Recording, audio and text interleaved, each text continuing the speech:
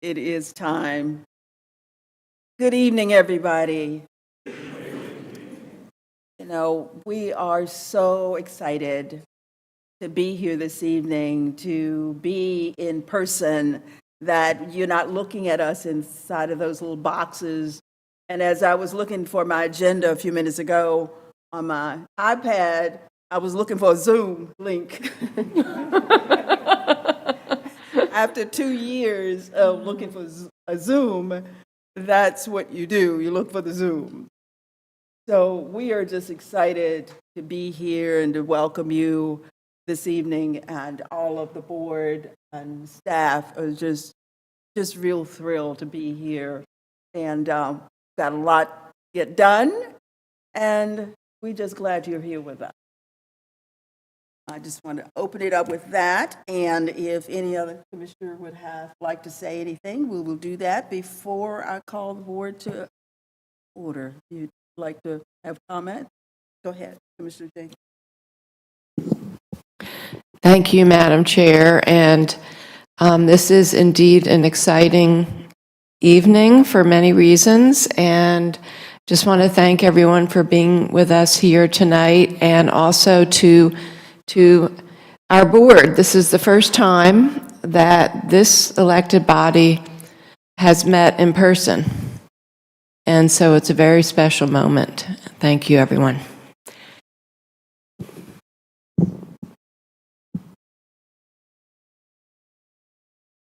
Okay. All right. So I will read the public charge. The Board of Commissioners asks its members and citizens to conduct themselves in a respectful, courteous manner, both with the board and fellow citizens. At any time, should any member of the board or any citizen fail to observe this public charge, the chair will ask the offending person to leave the meeting until that individual regains personal control. Should decorum fail to be restored, the chair will recess the meeting until such time that a genuine commitment to the public charge is observed. If you will stand with me and we will repeat all together.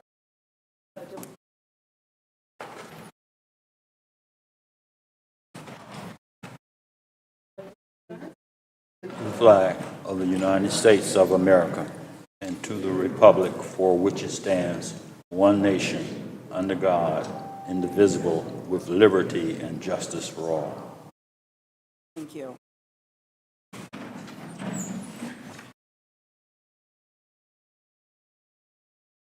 And it's I'll say that for later. Are there any agenda adjustments, commissioners?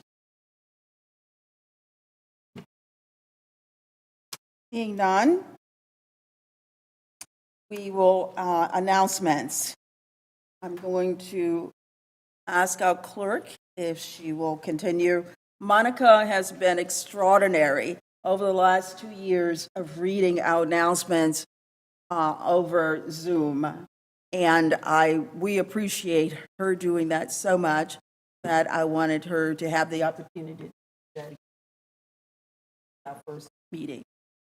Good evening, everyone. Welcome to our first in-person meeting since March 2020. I will read our announcements for tonight. Durham County Public Health COVID-19 Vaccination Clinic hours. COVID-19 vaccination clinic at the Durham County Department of Public Health, 414 East Main Street, has the following hours. Get your free vaccination.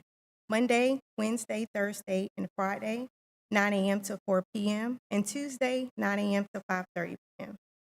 Appointments and walk-ins are welcome. All doses are available. Please note, clinics are closed between 11:30 a.m. and 1 p.m. daily. For more information, you can visit www.decopublichealth.org/COVID vaccines or call 919-560-9217. Durham Pre-K for 2022-2023 application period is open. The Durham Pre-K application for the 2022-23 school year is open, and all children who will be 4 years old by August 31st are eligible. Please visit www.durhamprek.org to receive more information and to apply. If you have questions, you can also call 1-833-773-5338 or email prek@childcareservices.org. Women's Health Awareness 2022 Conference. The 8th Annual Women's Health Awareness Wellness Conference will be held virtually on Saturday, April 9th from 8 a.m. till 5 p.m. The theme is Transforming Communities by Enhancing Women's Health.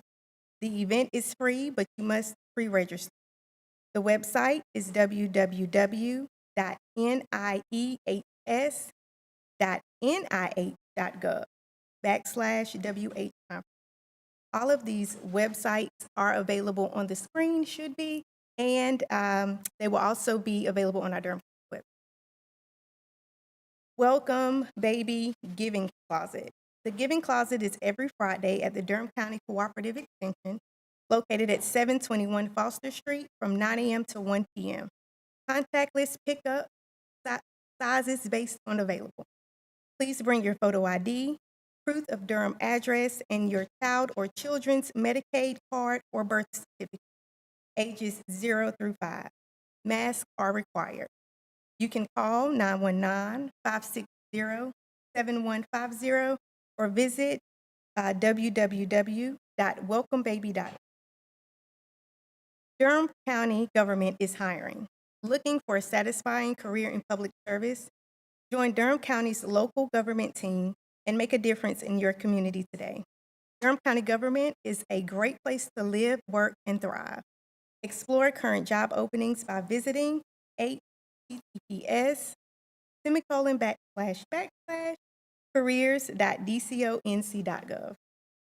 Please note Durham County is offering a $6,000 sign-on bonus for the following positions: entry-level deputy sheriff, detention officer and telecommunicator, entry-level EMS technician and EMS officer 1, senior public health nurse, and entry-level electrician, plumber, and HVAC technician.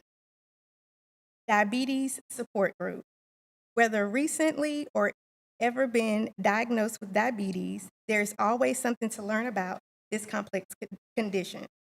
Join the Durham County Department of Public Health for our monthly support group on Tuesday, March 22nd from 6 to 7 p.m. This virtual event is a great place to hear the latest information and resources. Durham County on DTN. Be sure to tune into the Durham Television Network and the Durham County YouTube channel to watch our monthly In Touch with Durham County show, which highlights the people who make our county thrive, including this month's edition featuring Commissioner Heidi Carter and Clerk to the Board, Monica Wallace. You can also watch our county commissioners meeting, which are broadcasted live and rebroadcast. Visit our YouTube channel at www.youtube.com/DecoWebmaster, or you can watch it on DTN Spectrum Channel 8. Thank you very much. Thank you, Ms. Wallace. Got quite a few announcements, so you can see them on our website. So our next item, Commissioners, is minutes 22-01-166, regular session minutes, February 28th, 2022. Are there any edits or corrections for the minute? I move for approval, Madam Chair. Second. Been moved and properly second, and the clerk call the roll.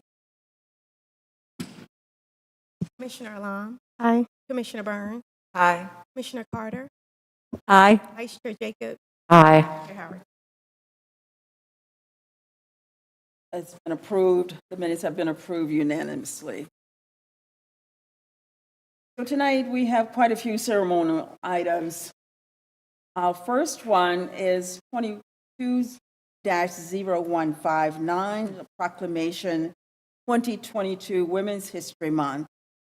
The board is requested to proclaim March 2022 as Women's History Month in Durham and to recognize the month-long celebration of contributions made by women and girls to America and world history. And I've asked Commissioner Burns if she would read this proclamation, and after which we will have Vivian Slade, Chair of the Durham County Women's Commission, say a few words, and she will go to the podium on this side. The proclamation will be on the podium as well. Commissioner Burns. Thank you. Good afternoon, ladies and gentlemen, and welcome to the best show on earth.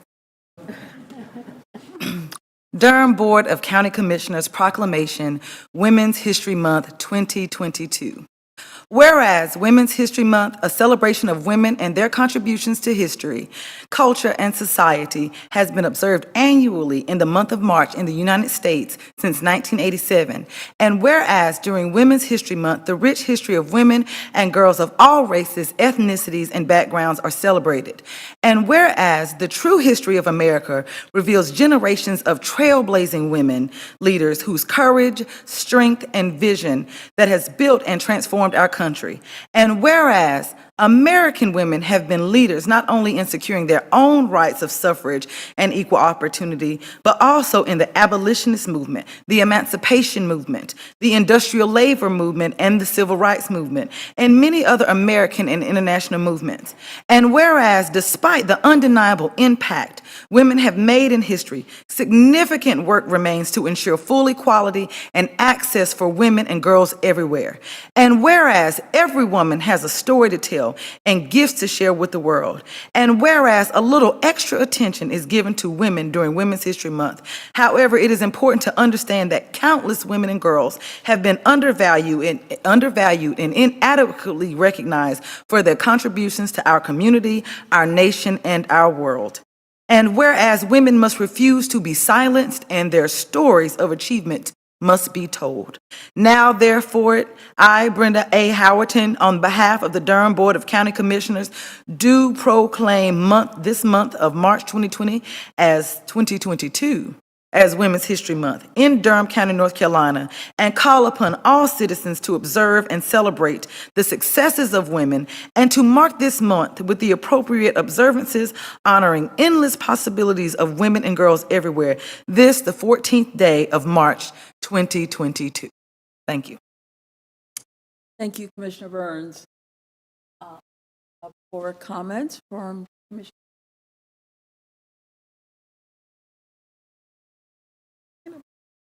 Hearing none. Wait, I'm sorry. One comment, really quick, before anybody starts. You know, we didn't say it, but y'all, I know people, it's kind of deadpan, but this is a historic moment. In North Carolina, there has never in the history of this state, they do have a city council in Asheville, but this is the first ever women's board elected in the state of North Carolina. You did that. We are here to serve you, and this proclamation is proof positive that women can do anything. So hold us to that standard, and I think we should at least celebrate this historic moment. So thank you to all the ladies who are up here. There are young girls watching us right now. My father is watching me right now, so I'm sure a lot of y'all are happy because I'll be on my best behavior. But I don't want that moment to be missed. But yes, this Women's History Month, every woman up here is making history, and I'm proud to be a part of it. Thank you, Commissioner Burns. And we had a service yesterday at the church, and one of the national presidents of the Links spoke to all elected women. And it was very profound to hear her speak to us about our responsibility as women and where we hold in history. So it is really, as Commissioner Burns says, it is history making for this board, for this, not just the board, but for our county manager, our interim manager and incoming manager, all women. Not to negate our men, not at all, we are just celebrating women today and for this month. So, Miss Miss Slade, I'm going to turn it over to you at this moment. Pull the mic up a little bit. Can you hear me now? That's better. Okay. Thank you. Thank you so much. It's an honor to be here with all of the commissioners. On behalf of Durham County Women's Commission, we are honored to receive this proclamation for 2022 Women's History Month. Women's History Month is important because it highlights and celebrates the many women who sometimes go unheard and unnoticed, some of which sacrifice their lives, their time, and even their family. We celebrate this month their resilience, their tenacity, their assertiveness, their authenticity, their poise, and their class.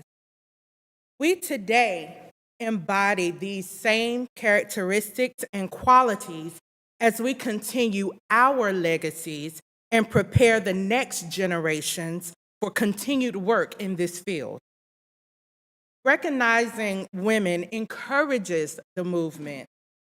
Celebrating our wins, both great and small, is imperative as we move forward and navigate issues such as reproductive health, pay equity, parity, and other governments and agencies, both on local, state, and federal levels, and so forth.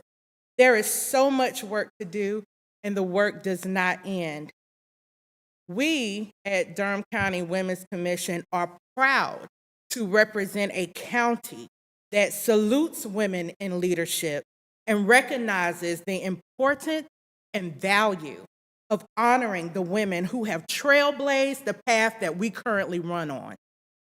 As Durham County Women's Commission continues to engage the women and girls of Durham and forge ahead with our various projects to bring awareness to issues and assist our community whenever possible, we move forward throughout this month and every month to come with this thought and quote from W.E.B.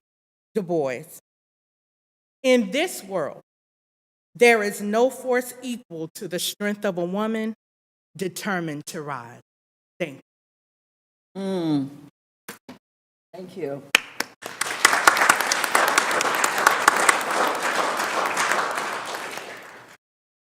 Thank you so much.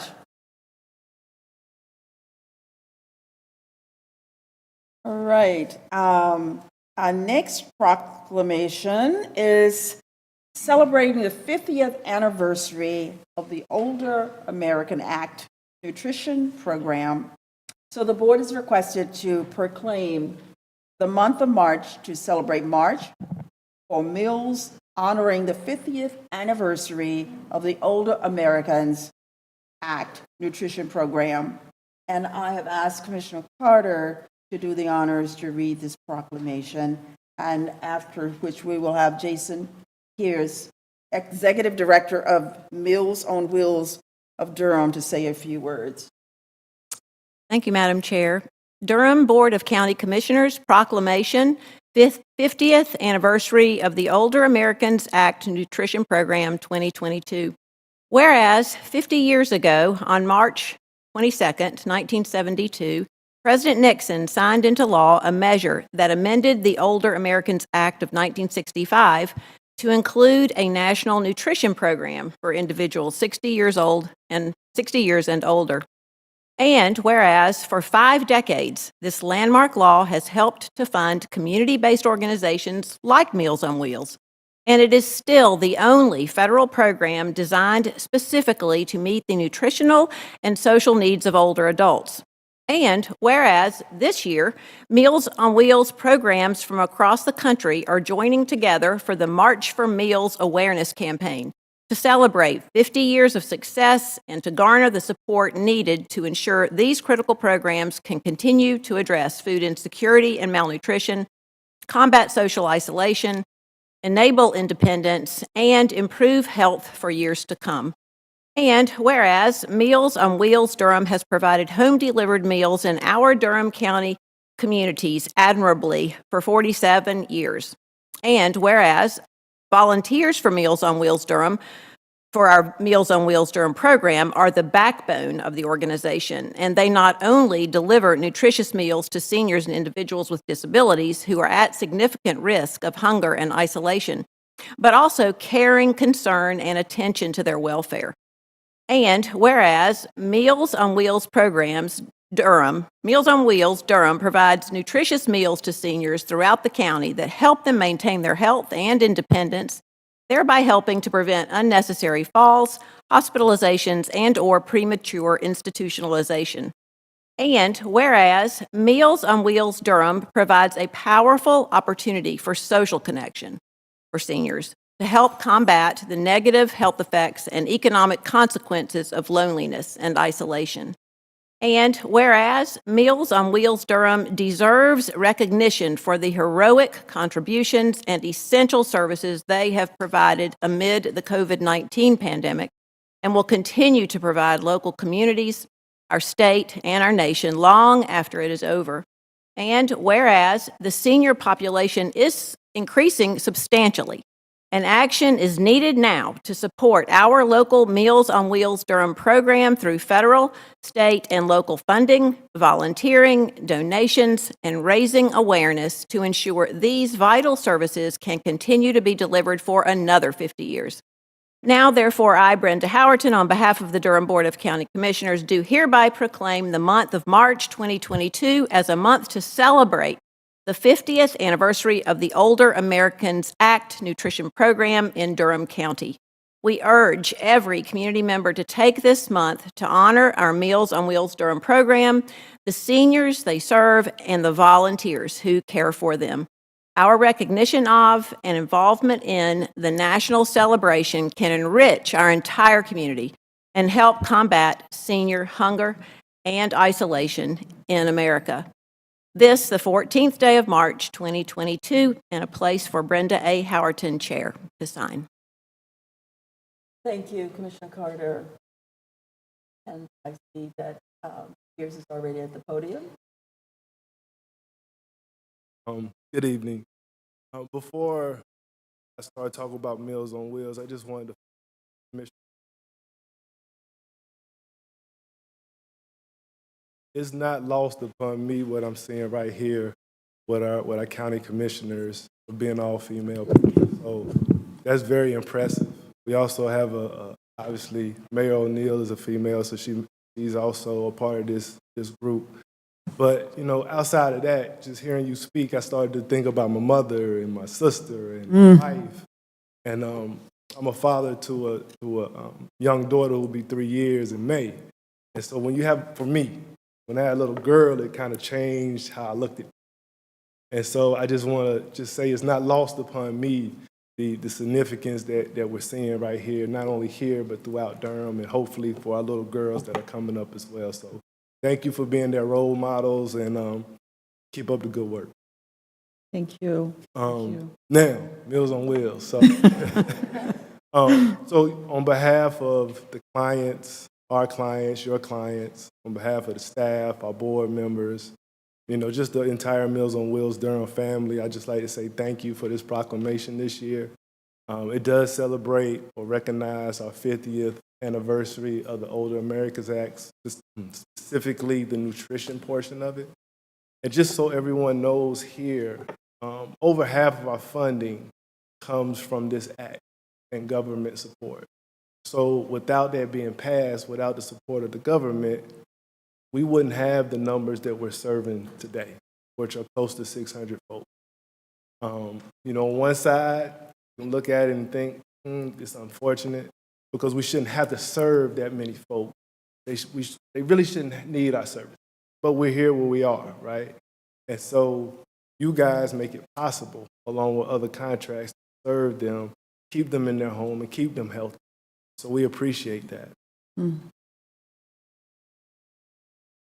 Ending January 2022, we're serving nearly 600 folks, ending January 2022.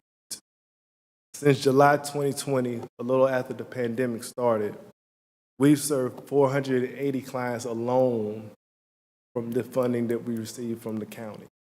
480 clients alone from the money we received from the county, which is almost 50% of the people served during that time who received benefits from government support. So that's impressive, and it shows that it's needed. So I don't want that to be lost on anyone today, because Meals on Wheels is a great program. I'm fortunate to just be a part of it right now, but it's because of you guys that we're able to make this work.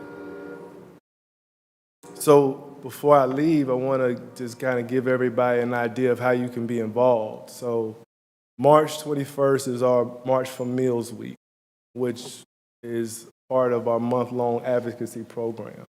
So on March 21st, I want to invite all the elected officials to come down to Meals on Wheels Durham, see how we operate. We get a lot of meals out that day, so you're not going to miss anything that day. You're going to see a lot. But if you're unable to do that, we still have ways that you can participate through our wellness call program. And what that is, we actually reach out to our clients by phone to check on them to make sure that they're okay, see if they need anything, and to confirm that they'll be home for their next delivery. So there's two ways that you can get involved. One on the 21st and any day throughout that week in terms of making wellness calls. For anybody here who's interested in being an advocate for our program, you can go to www.marchformeals, and for is formeals.com, and that will give you some information on how you can be a part of advocating for our program. And for Durham specifically, you can go to mowdurham.org for any information regarding our program. Again, I'd just like to say thank you. Keep up the good work. Continue to be role models for our little girls that are coming up and our girls that are here. And I appreciate the time. Thank you. Thank you. Mr. Pierce, would you say what time on the 21st? I would say get there at 8 o'clock. If So you it don't goes want to miss anything. from 8 till what time? So most of our meals are out the door by 11:30. So that's just the production side of it, which means the meals are brought in. They're then going back out with our drivers for deliveries, and our drivers usually complete their deliveries by 1 p.m. So feel free to go on a route, deliver. We're not going to limit your opportunities. We really appreciate any support in the building. Your presence will be definitely felt if you're able to. Thank you. Thank you so much. Thank you. Commissioners, comments? Commissioner Jacobs?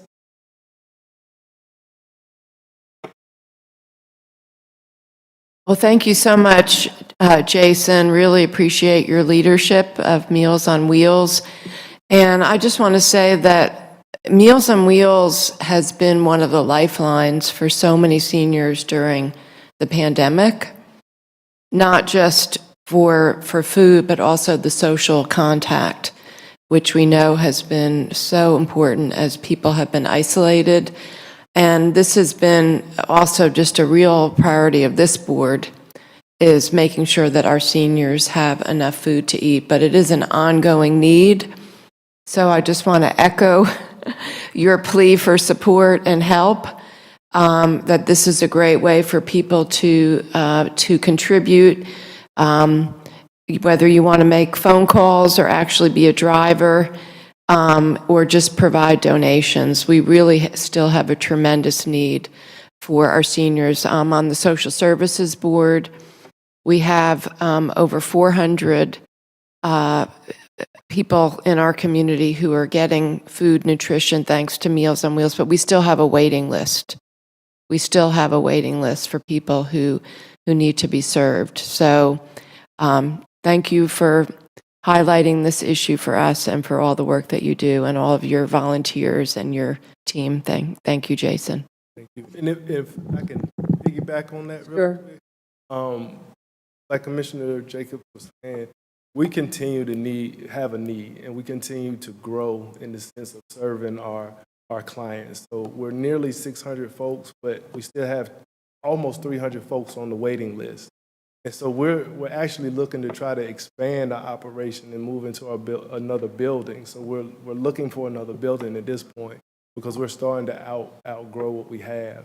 So, if anybody has any leads, please give us a call, let us know. We'll love to hear what you have going on, but support is always needed.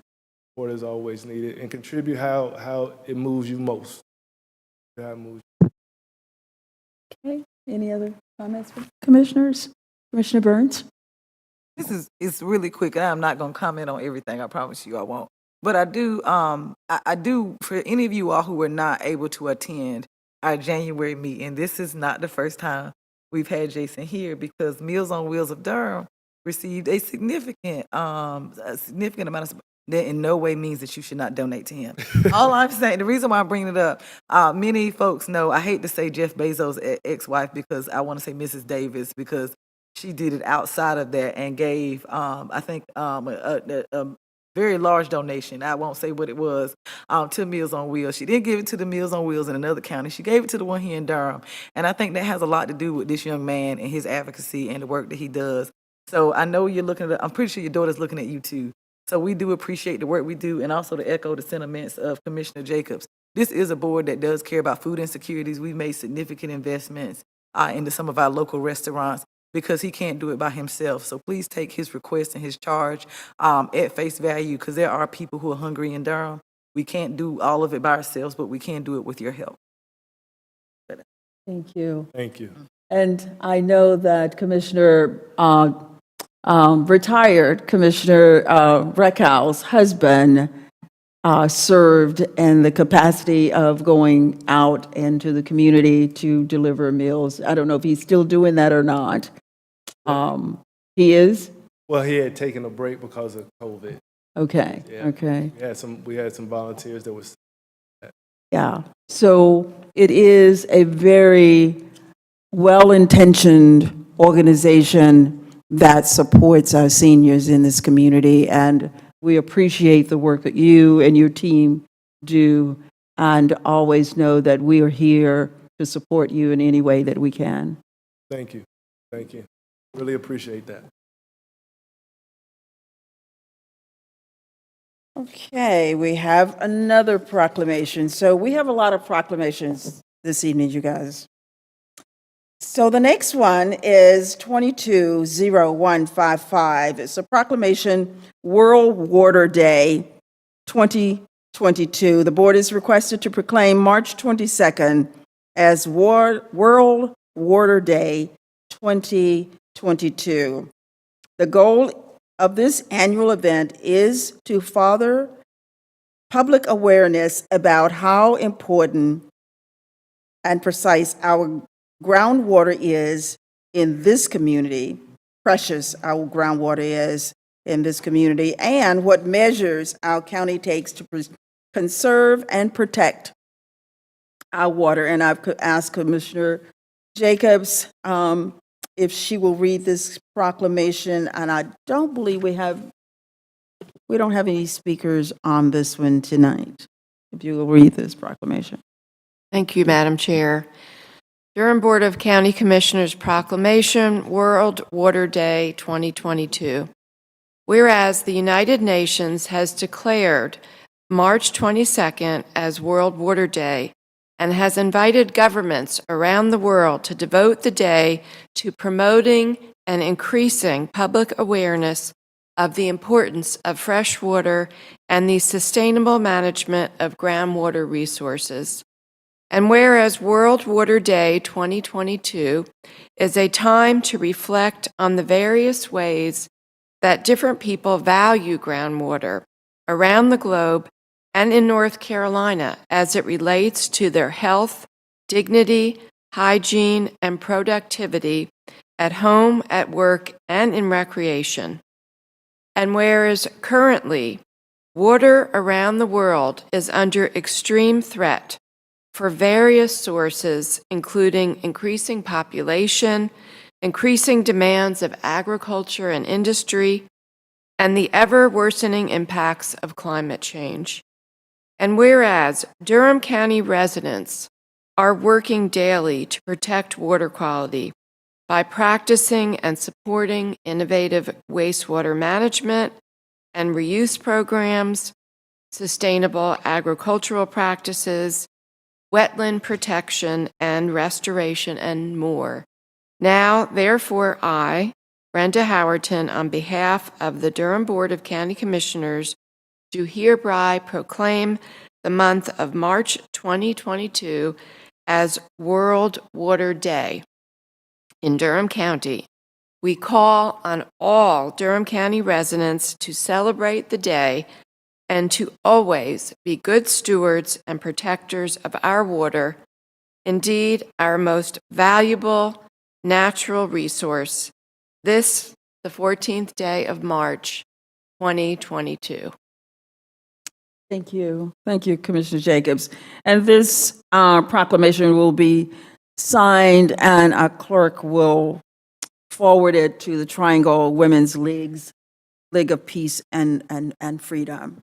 And Madam Chair, I just wanted to make one additional comment because we have many Durham County staff that work in different areas that protect our groundwater, and so I want to recognize, I see Jane Corris and her staff who work on farmland protection and open space protection to protect our water.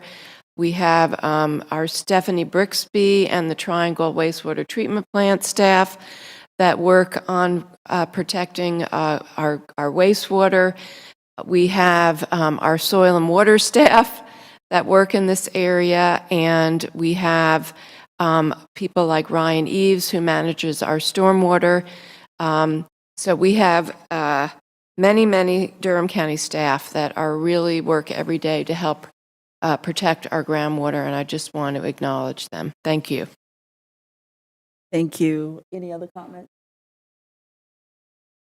Well, actually, I could call out one more staff member that comes to mind so readily because my husband went to a Woodcroft gathering on invasive species of plants, and one of the speakers, and he said the speakers were fantastic, one of the speakers was our very own cooperative extension agent, Janelle Olitz, who was there to talk about soil health and, that's impact on water quality. So we are very pervasive in our county staff and their work to protect water. That's just another example.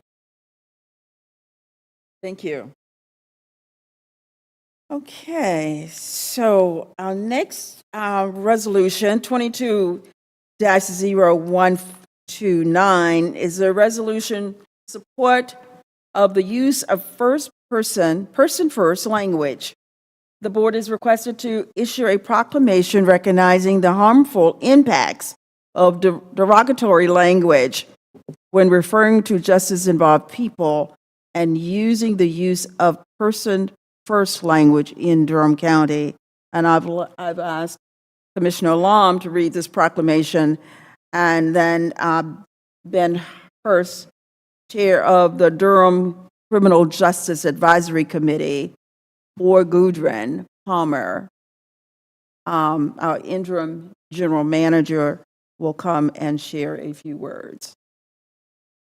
Thank you, Chair Howerton.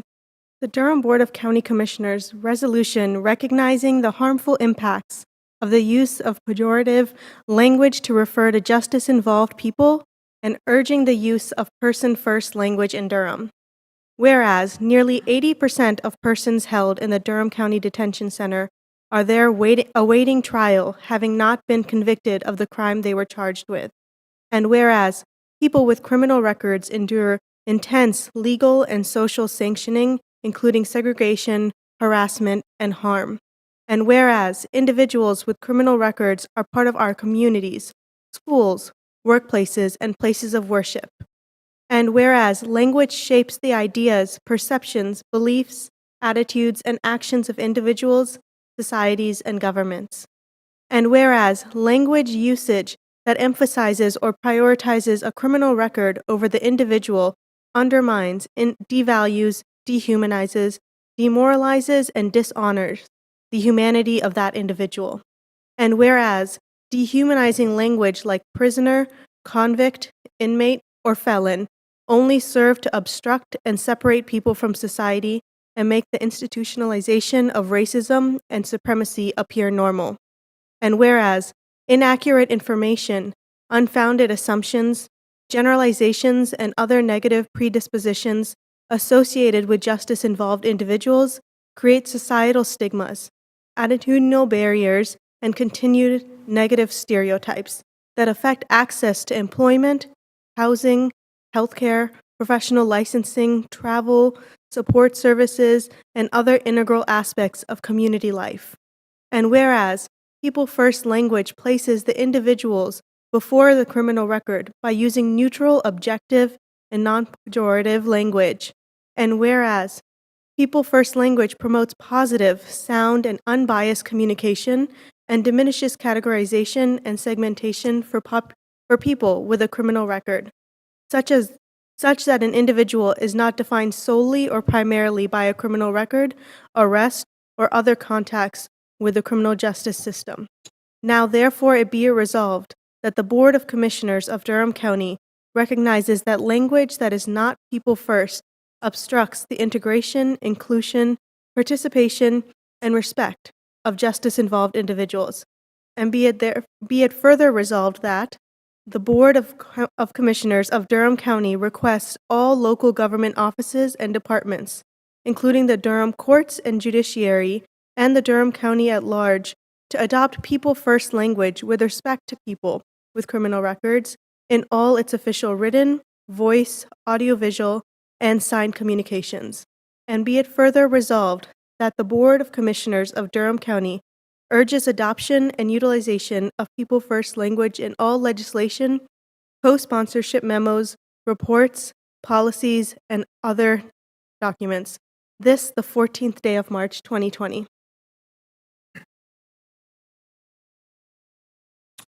Comments? Yeah. Yeah, thank you so much, Commissioner Alam. Thank you, Commissioners. Commissioner Alam is a member of the Criminal Justice Advisory Committee for helping spearhead this resolution through that group. My name is Ben Haas.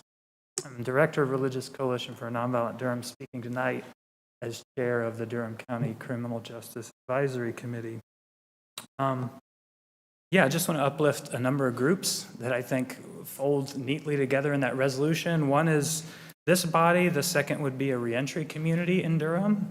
That's a rich, diverse fabric of people who are doing the work of reintegrating all of those folks that resolution is seeking to uplift, and doing work like housing and employment and health and social services and every kind of tangible and intangible support. When you talk about that community, you're already uplifting our justice-involved neighbors themselves, many of whom are on the front line of welcoming home the people who've shared the impact that they've experienced through the justice system, and all of whom, everyone that you're going to meet is already a living witness to the truth of that resolution and the sadder truths of what it's trying to combat. And then I want to just uplift everyday citizens. I'll put myself among them that would say, I'm still doing this work of unmaking these ways of speaking and thinking and relating to my neighbors as if they're not. And that is a matter of asking if I don't know. Many folks that this resolution is seeking to uplift, why don't I? And why don't I get to? And if I'm going to be talking about folks that I may not know, when I'm speaking, my kids or my neighbors or my employees or my congregants or whoever, can they tell what I think about the people I'm speaking about, and what do they think based on what I'm saying? I think this resolution just neatly ties those groups together in a common effort, and it says we're still trying to catch up.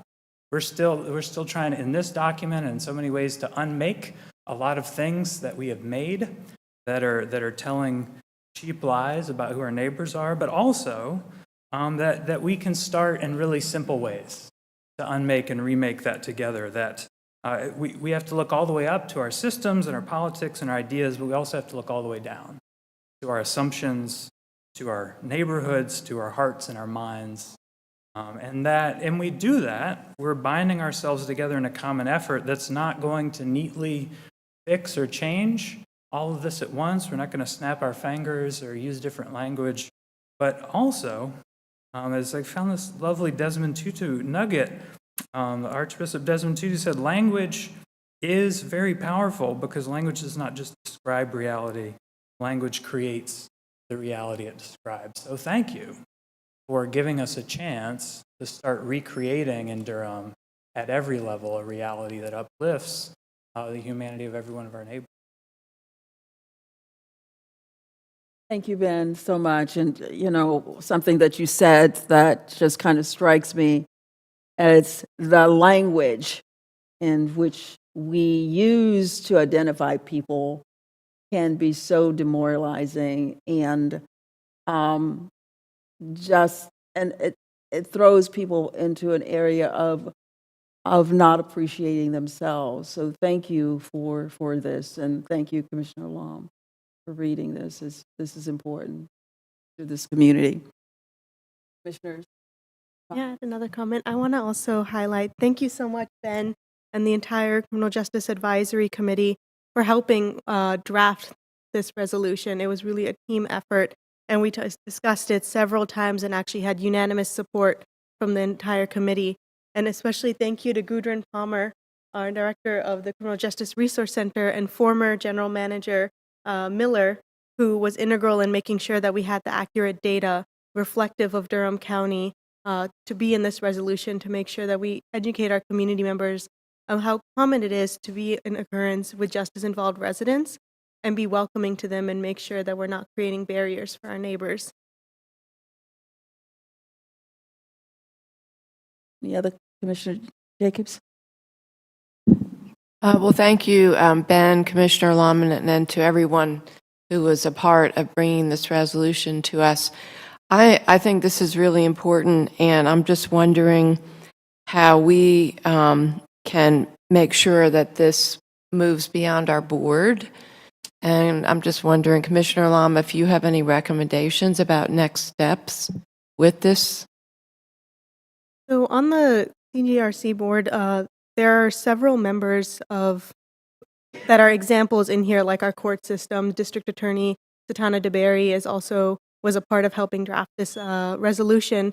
So we have actual draft language and examples of different languages that have been used in the past, and examples of person-first language that can be used instead, that I can share with the entire board, and we can share with our court systems, with the Sheriff's Department and other departments across the county to start helping make this, more used widely.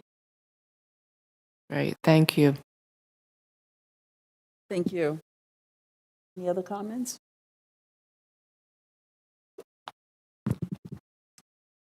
Okay. Thank you, Ben.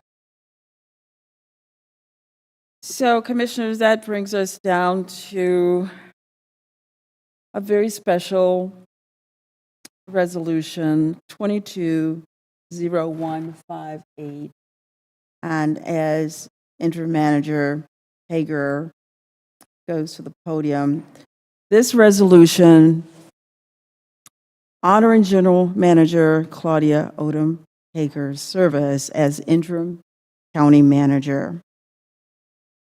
The board is requested to honor General Manager Claudia Odom Hager with a resolution of thanks and recognition of her laudatory and outstanding service as Durham County Interim County Manager.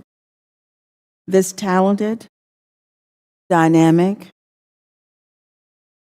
public administrator is being celebrated for her steadfast leadership during significantly challenging times, including managing the COVID-19 pandemic, motivating and maintaining staff, directing approval of the annual budget, and more. So I will take the time to read this resolution honoring Interim Manager Hager.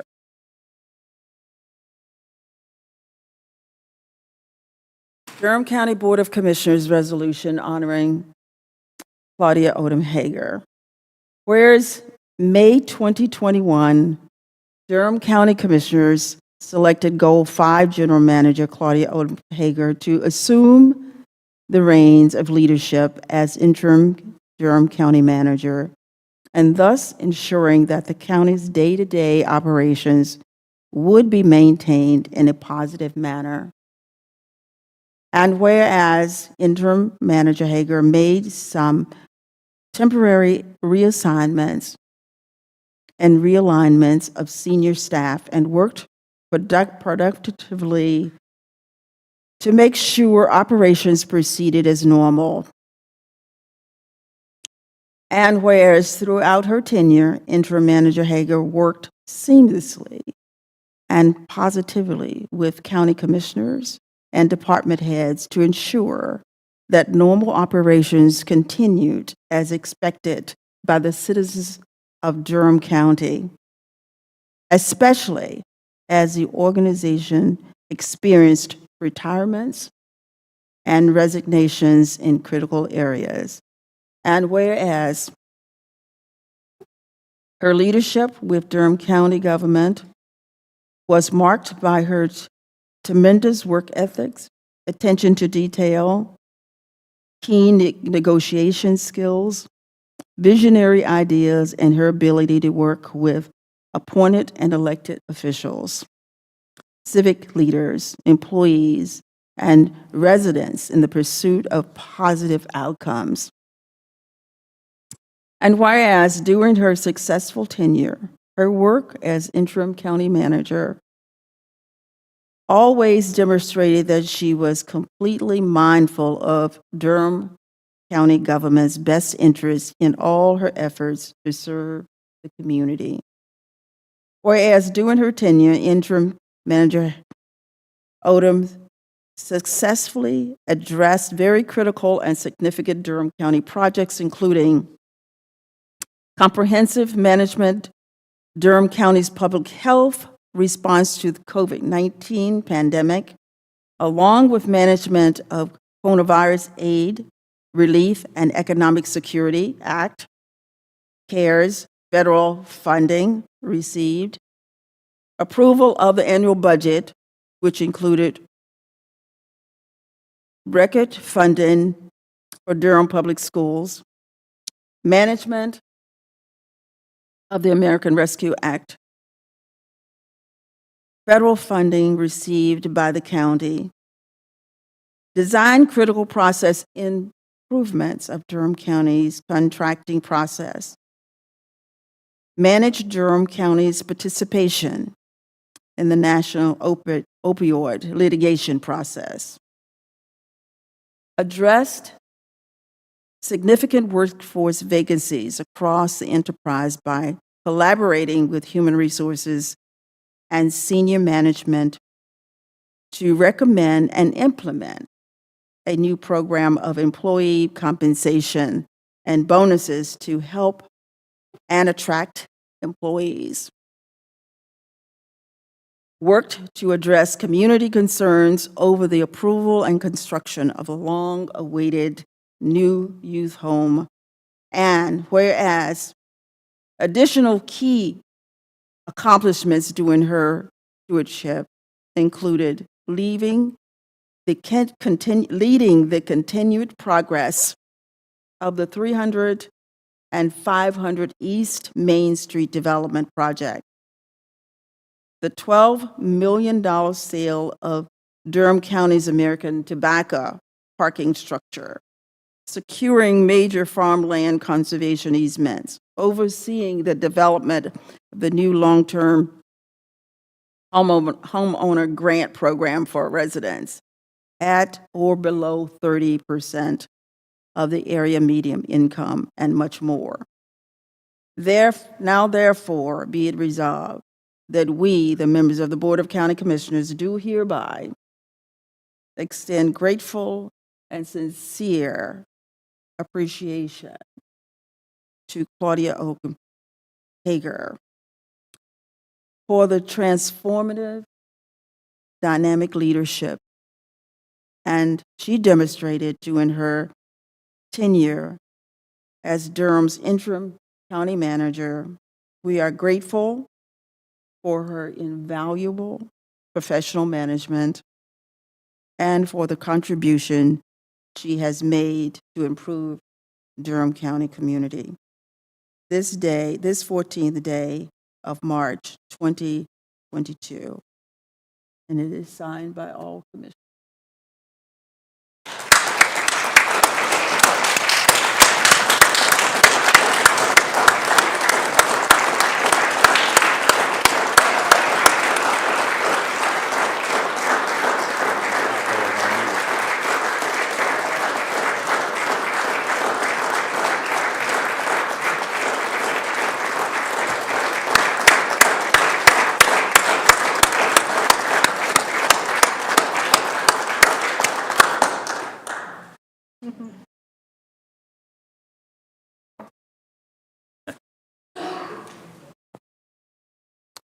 The floor is yours.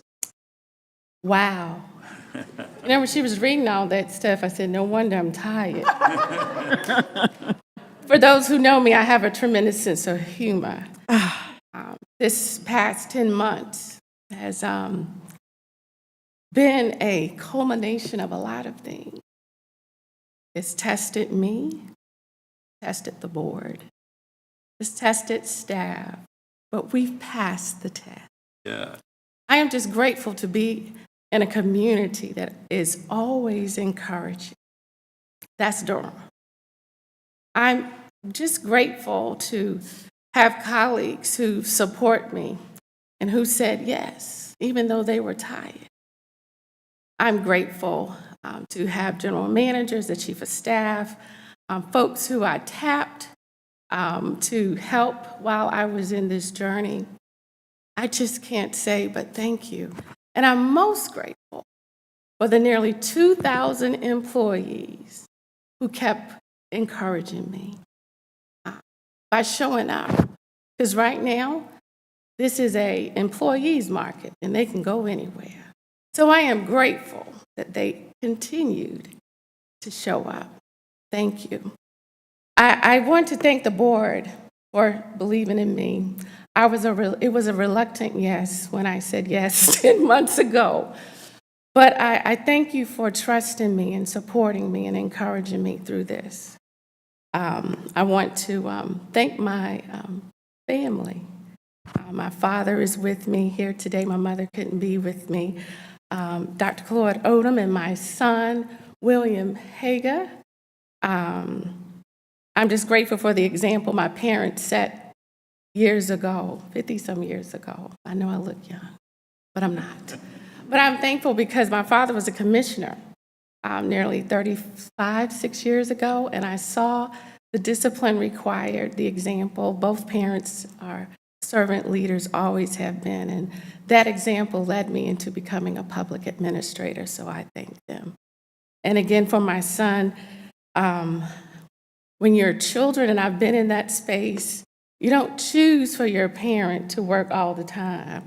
I always say I'm doing my homework when he's doing his homework, and I'm sure he wondered I had some special issues going on because I was never finished.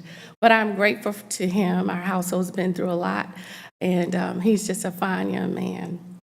And so, thank you, Durham. And then last, I want to say, not to steal y'all's thunder, I want to welcome Dr. Kimberly Soleil. You were sent here to take us to the next level, and I'm grateful that I can work along beside you. Thank you for saying yes. Thank you.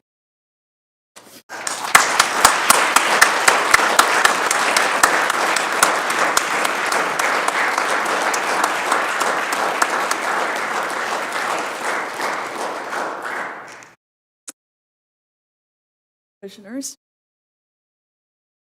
you're not finished yet. You have to go back up here. So, commissioners, Commissioner Lum. As you can tell, you've moved all of us here, Manager Hager. And honestly, there's no words to express how grateful all of us are for you stepping up in such a tumultuous time of the malware attack, the pandemic, and everything else, a new board. but I have seen the difference that it has been for our board coming in, getting to meet each other, figuring out how to work with each other, and you guided us through that. And you brought our board to a better place where we're able to communicate with each other better, able to work together better, because you have kept our vision centered around the people of this county. And I'm just so grateful for every phone call that I have with you that always ended with, "And this too shall pass." And it always brought a sense of relief that, even when we were dealing with a really tough issue here on the county, that positivity and outlook that you brought to all of us to make sure that we remember to stay centered in why we all ran for office to begin with and who we are actually here to serve, and reminding us that, when we work together, when we build a team, that this too shall pass. So thank you so much, Manager Hinger. Thank you. Mr. Carter? Claudia, your work is, I can't see you well enough. Your work as interim manager, it's made a tremendous impact on multiple levels. At the community level, you've engaged so many different sectors of our community with grace and skill around frontline issues, many of which have already been enumerated. You've worked so effectively across county city and county DPS and county Durham Tech and so many different intergovernmental and interorganizational agencies. At the staff level, your calm and capable and steadfast leadership provided much needed stability during trials and tribulations that we've all faced together over the past couple of years. And at the Board of County Commission level, you've helped us move forward with our common goals, and you've fostered conditions for consensus and compromise when needed.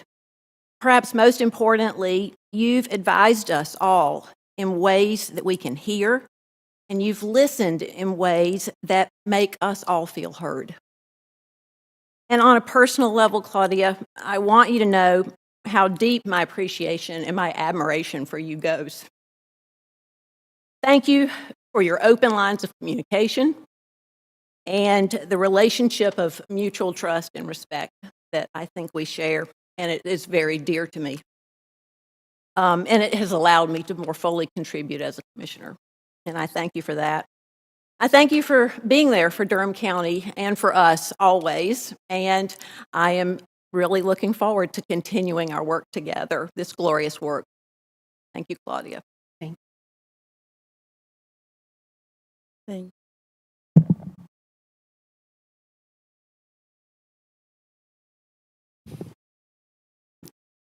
I'm going to try not to get emotional. I just want to add to, first of all, the beautiful resolution, and thank you, Deborah Craigway, for capturing so much in that resolution, and to my fellow commissioners for your words also. And Claudia, I just don't think any words can express how grateful I feel to you for stepping up and serving our community, serving our board, serving the staff as you have done. And I want to thank you, William, for sharing your mom with us and all that you've done behind the scenes too.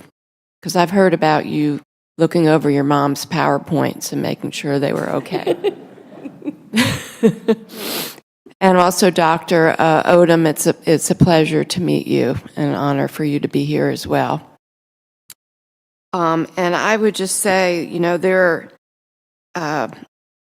there are certain moments in life where you just have, certain people step up to meet the challenge of the moment. And that's what you have been for us in so many ways, Claudia.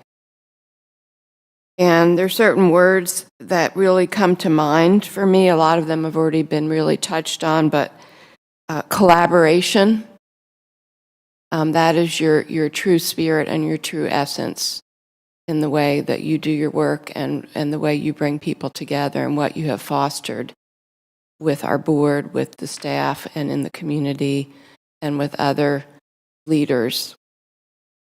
The city government Durham Public Schools, on every level.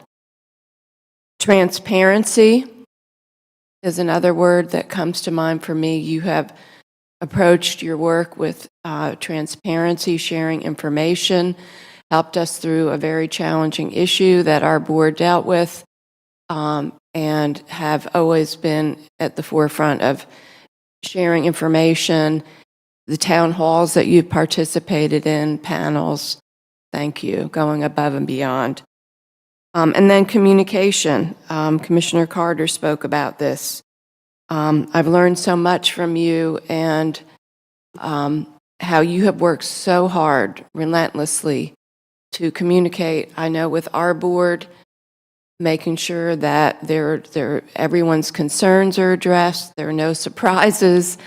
If there were any, trying to build consensus over issues to move us all forward, and you have been so successful in doing that. And your positivity, it shines from within you, the light in you, your warmth, your smile. Everything is about can do, and you make things happen because of your positive spirit and your humbleness. And I just, again, thank you. And I just want to share an incident that I think really reflects what is special about Claudia. Sometimes it's the smallest things that people do. It's the little things that give you insight into who they are. And one of the things that Claudia did was she organized some staff appreciation events. As interim county manager, the pandemic has been so hard on our staff, people working remotely, isolated, people dealing with their own family challenges, and we all know. And so first she organized an event at Durham County Stadium that was just fantastic, very spontaneously, and staff were dancing and playing out on the field and just having some companionship and solidarity and everything. And then the second one was over at our Health and Human Services building right before the holidays. And some of our commissioners, we stopped by, and it was just, everything was just done so nicely, beautiful baskets out and the poinsettias, and people were coming by, and it was festive. And it's just little things, but little things to lift people's spirits. And so the event was winding down, and it was over, and I commented to her, wow, this just looks so beautiful, the tablecloths and the baskets. And then I see her like picking up one of the baskets, and she's like, oh yeah, I got to take this home with me. I was like, you brought that basket? She's like, oh yeah, I was up last night spray painting it gold so that it would look nice on the table. That's Claudia. So no job is too big, no job is too small to make things special for everybody, for all the employees. So thank you, Claudia, for all of those late nights and everything that you've done to go beyond, above and beyond for all of us. We really love you. Thank you.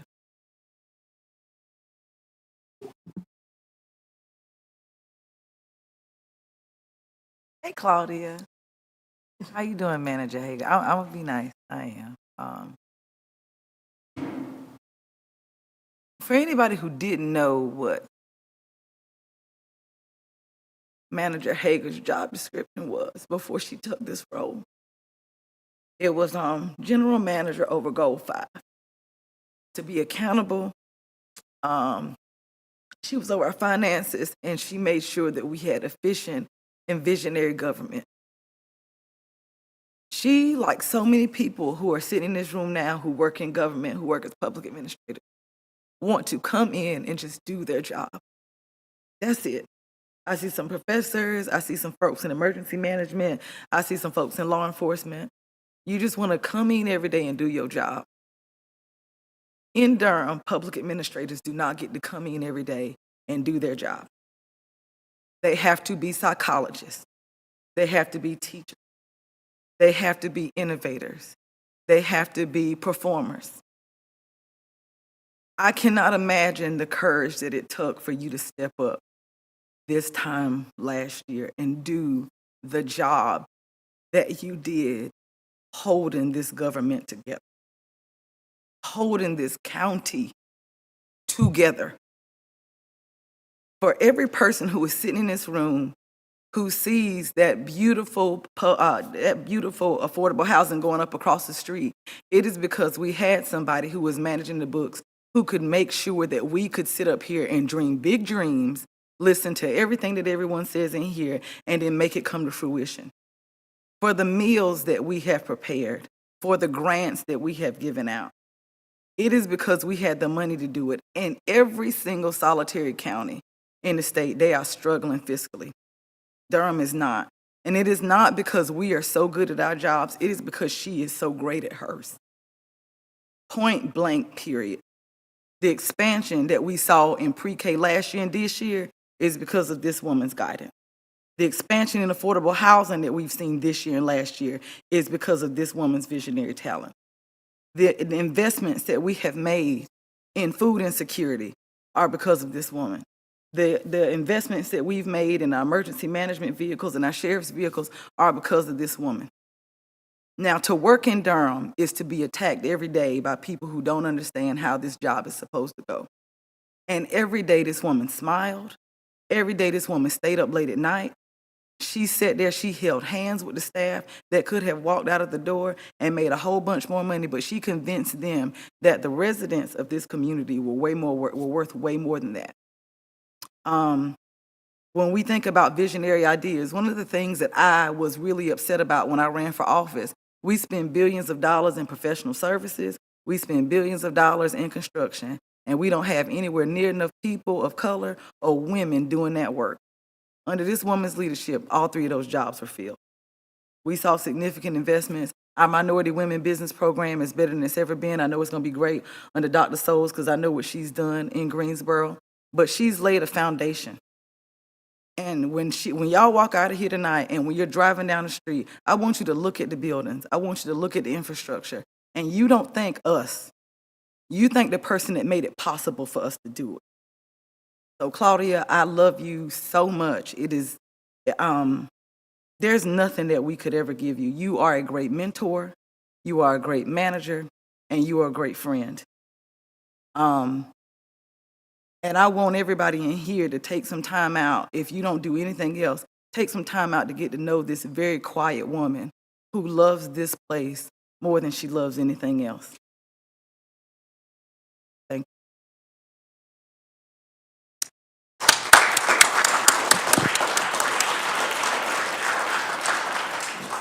Thank you, commissioners. And Claudia, please forgive me for stumbling through the resolution. Sometimes in life,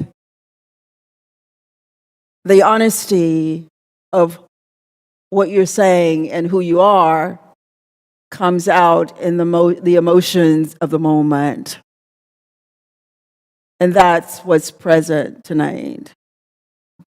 And I am so glad you're not going anywhere. Y'all are stuck with me. So thank you for all those things that have been said.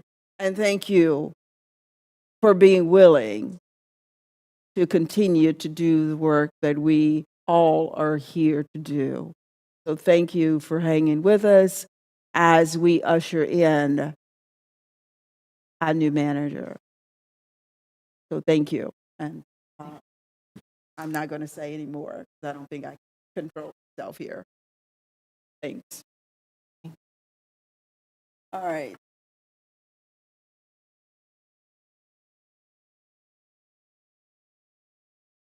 Commissioners, our next item, 220172, introduction of Durham County's Manager, Dr.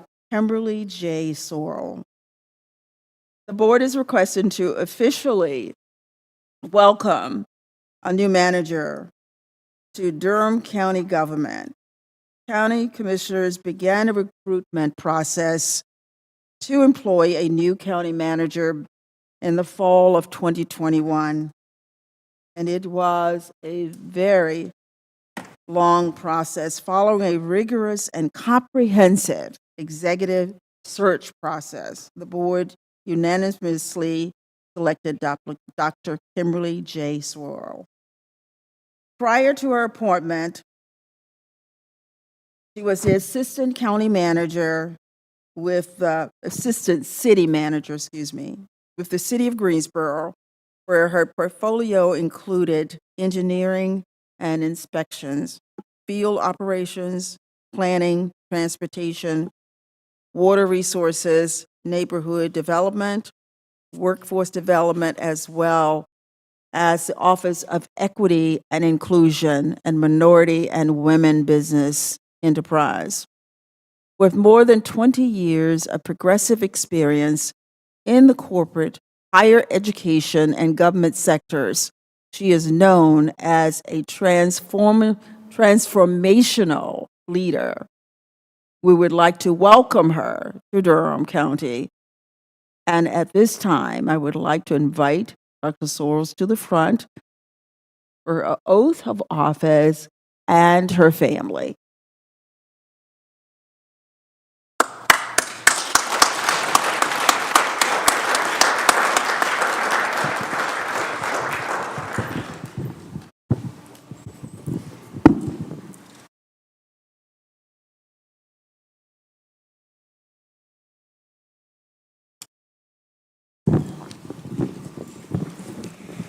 All right, right hand up. I will read it and you just repeat after me.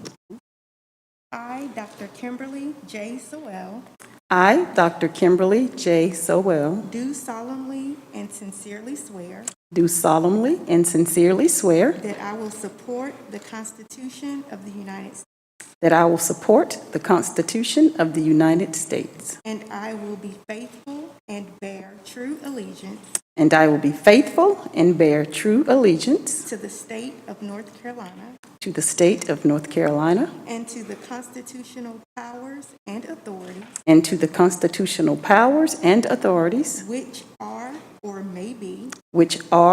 may be established for the government thereof, established for the government thereof, and that I will endeavor to support, and that I will endeavor to support, maintain, and defend defend the Constitution of said state, the Constitution of said state, not inconsistent with not inconsistent with the Constitution of the United States, the Constitution of the United to States, the best of my knowledge and ability, to the best of my knowledge and ability, so help me God. so help me God. I, Dr. Kimberly J. Soleil, I, Dr. Kimberly J. Soleil, do swear do swear that I will well and truly execute the duties of the office of county manager according to the best of my skill and ability, according to the best of my skill and ability, according to law, according to law, so help me God. so help me God. Congratulations.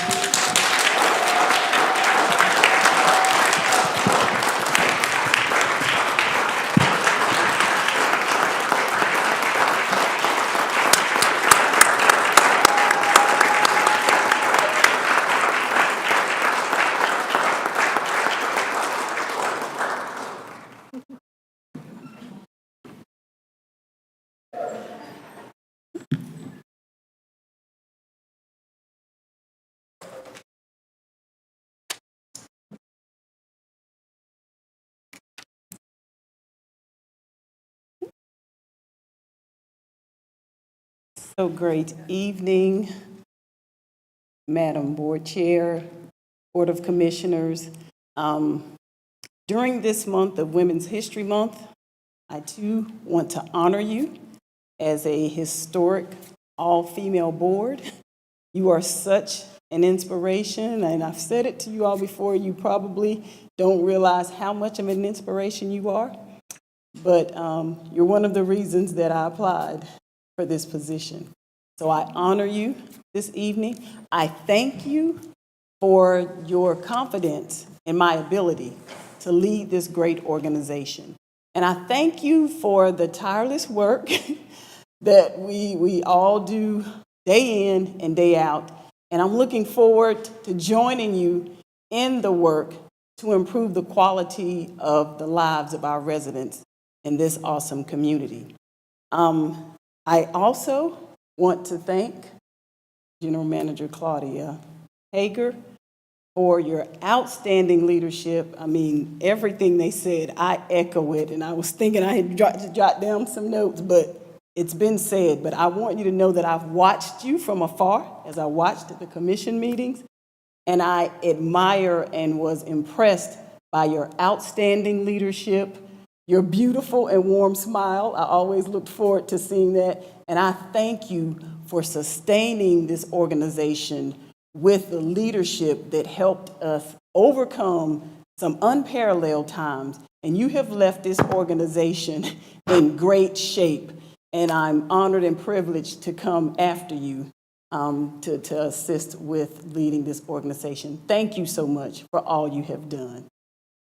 To my family, I also thank you all for your love and support throughout the years. Thank you all for keeping me grounded. They are dignified today. I'm so glad that they are.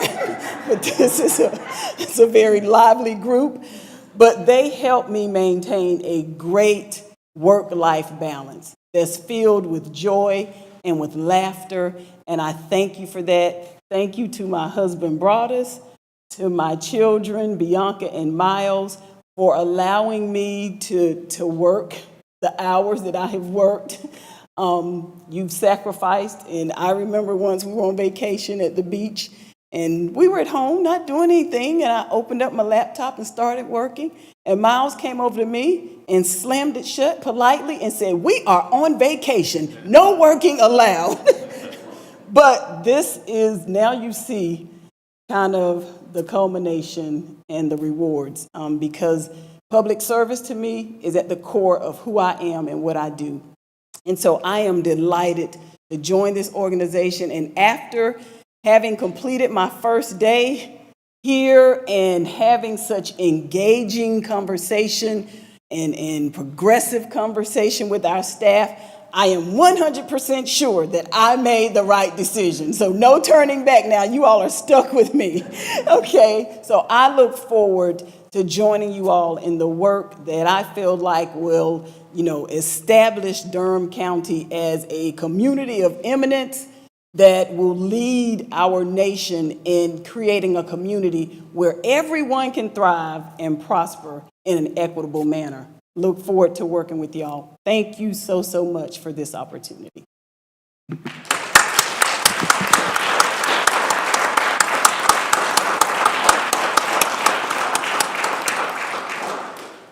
Anything from the commission?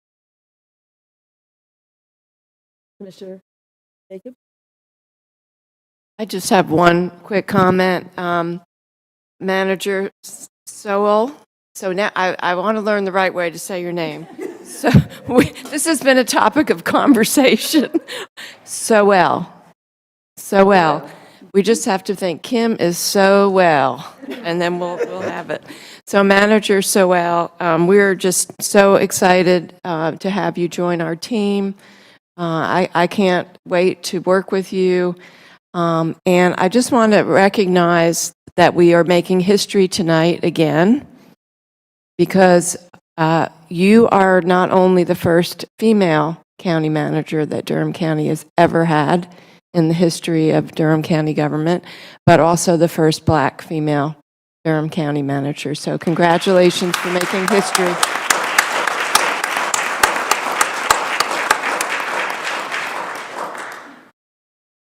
Yeah. Commissioner Burns? We get to have a lot of firsts in Durhams, right? We do. And you would think that would, make it a little bit easier, but when you're the first, it's lonely at the top, right? Y'all know it. I'm looking at the family right here. Y'all see how she's smiling right now? She gonna need y'all to keep that same energy, because this is Durham. This is little Chicago. Now, I saw y'all get off the elevator. To my board members and to the Durham County residents, that's the minimum level of security this sister has.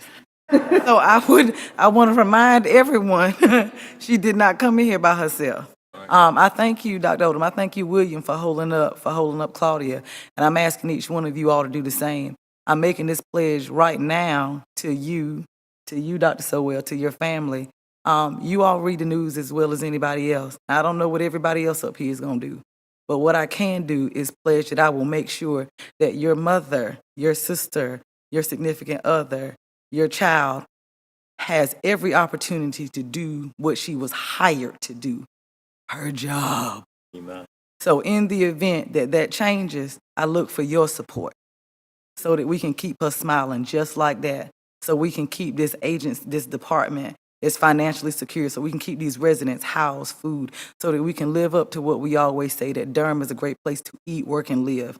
But it's difficult for our administrators here. Y'all don't see the people behind you shaking their heads, but they know it. And so I ask you all to to be on this ride with us. We thank you for giving her to us, and I pledge to do my best to take care of her. Thank you. Commissioner Carter? Well, I just want to also say how excited I am, Dr. Soleil, for the residents of Durham County and for this board, for our staff, to be working with you, and we welcome you. I think that your experience and your leadership style and your strategic and creative, innovative problem solving, and also your focus on the development of the organization and also of the individual are going to open up a lot of possibility for Durham County, and I'm excited for the future and just look forward to working together. And I want you to know that I do believe it is our job as commissioners to be as supportive as we can of you, to help you succeed, to do everything we can to help you succeed, because then Durham County. And I also pledge that.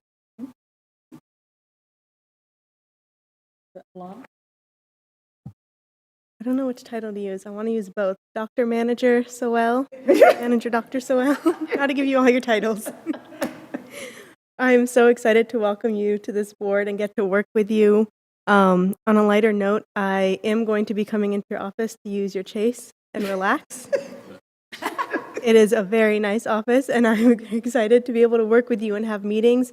And just hearing about your first day, I know that Durham County is going to be in good hands with you, of the amount of time you've already taken to get to meet all of the staff and the effort you're going to be putting in your first weeks, but also I know continuing after that to make sure all of our employees are feeling heard and welcomed and excited to be part of this innovative process that I know you are going to lead. That was one of my favorite parts of the interview process, was without hesitation, Dr. Soleil said, "Your county staff are going to love me." And that was one of the most energetic, exciting parts of the interview process, because you are going to be overseeing such a large organization. So having someone that's excited to work with so many people and bring that type of relationship is really great. Thank you for choosing Durham. So Dr. Sorrell, we are indeed blessed that you chose Durham. There is an awful lot of work to do. There's a lot of commitment. There's a lot expected of this board, of working with you. And when you said you plan in 60 days to meet with all the employees, that's quite an ambitious goal. But what I ask of this community is that you pray, or if you're a praying person, that you pray for this board. Pray that we, as a board, do what we need to do to support a new person in this community. It's been a long time since we've had a new person from outside of Durham County to take over the reins of this enterprise. It's no joke. This is a lot of work. And it will take all of us to get the job done. There's no I in this.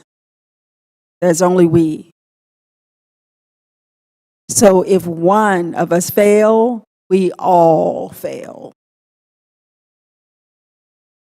That is a commitment from this board that we do what we need to do to support a manager, to support our staff, because we will fight for our staff. And any of you that know us know that. So the thing is right now is the kids say, let's get busy. Get busy. Let's get busy. Thank you. Thank you. All right, we're going to move on to our consent agenda, if it's nothing else.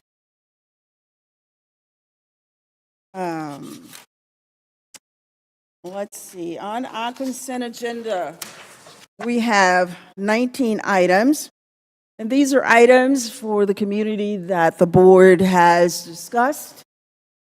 And if there are any items that they are have some question about, feel free to pull those items and put them at the end of the agenda. So I will go through these real quickly. First one, 220089, approval to enter into a contract with Strategic Connections, Inc. to upgrade the audio-visual equipment in the Criminal Justice Resource Center building using FY 21-22 Criminal Justice Resource Center funds in the amount of $72,695.46.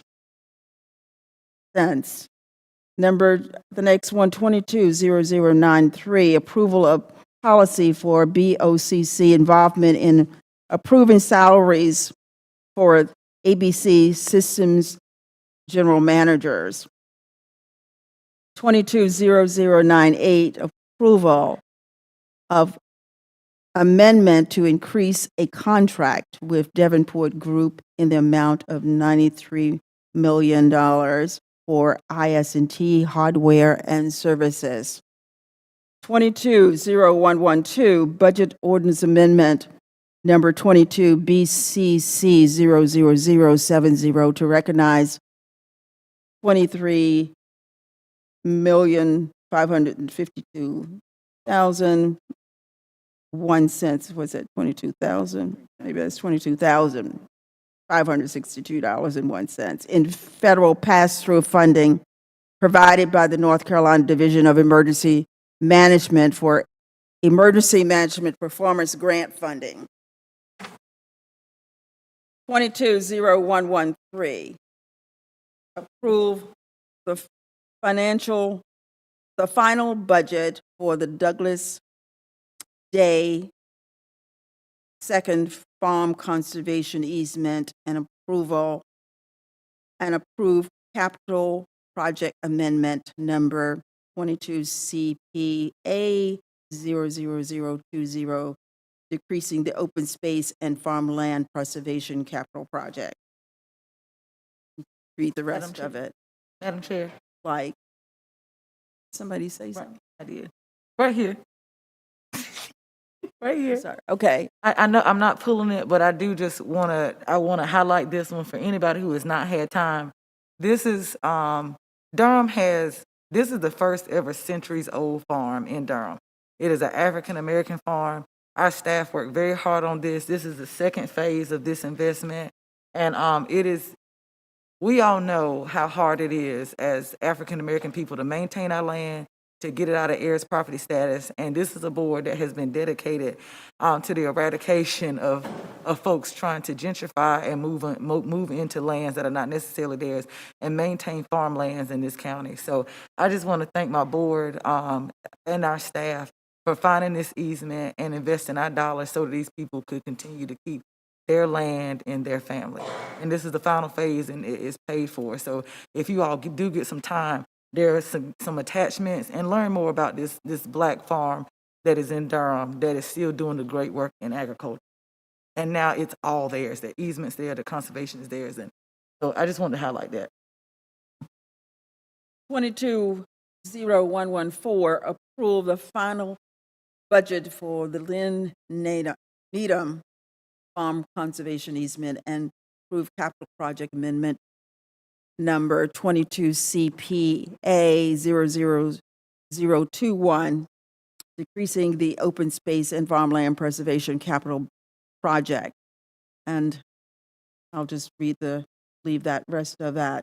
22-0119, budget ordinance amendment number 22B CC 00073, public health, to recognize $25,000 from the North Carolina Department of Health and Human Services Division of Public Health for comprehensive suicide prevention programming.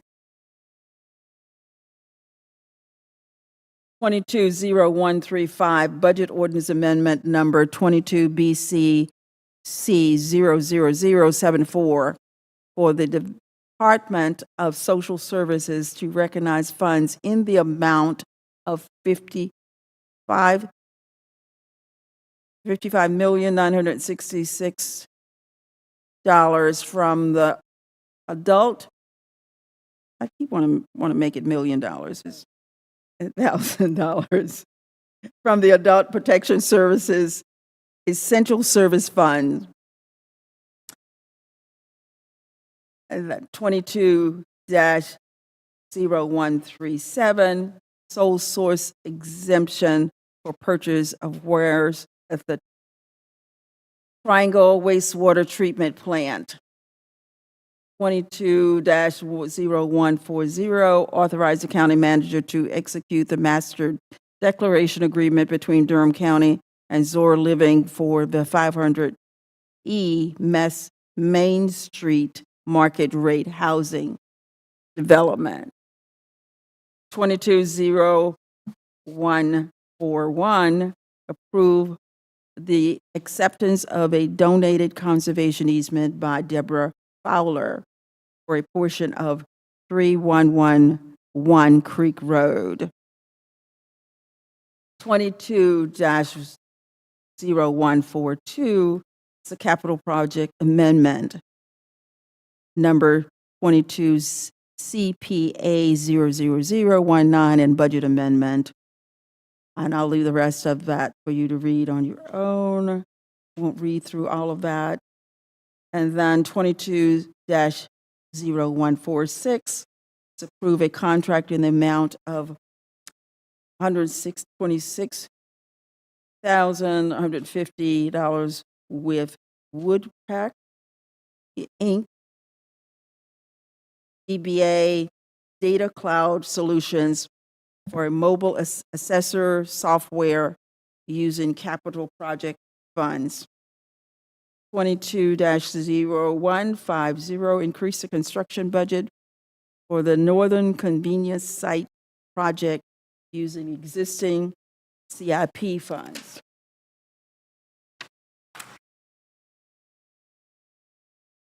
22-0153, Board of Commissioners approval of a transfer from the Capital Finance Plan Fund in the amount of $5,965 for loan number 1 supporting the 300 East Main Street Affordable Housing Redevelopment Master Declaration Agreement.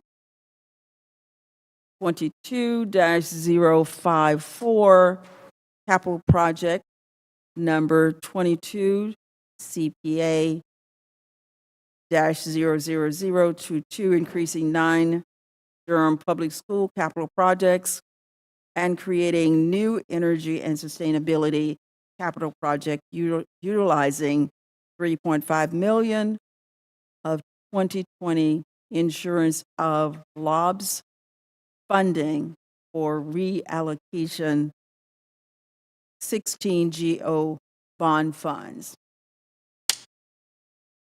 22-0163, establish the next countywide reevaluation to take effect January 1, 2025.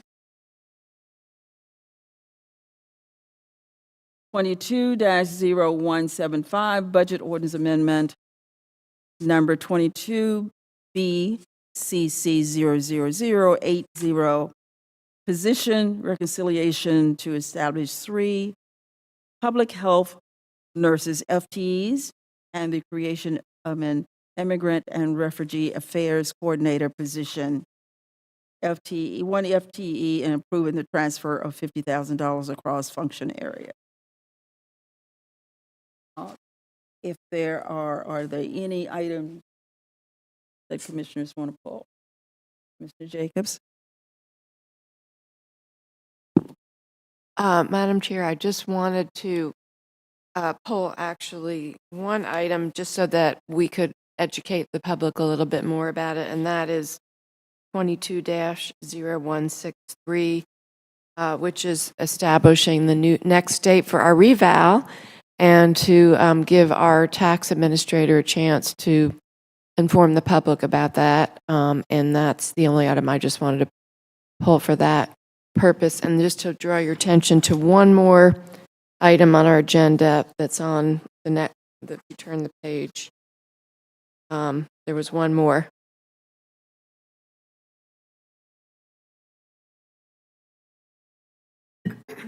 There was one more consent item we just need to make sure we approve.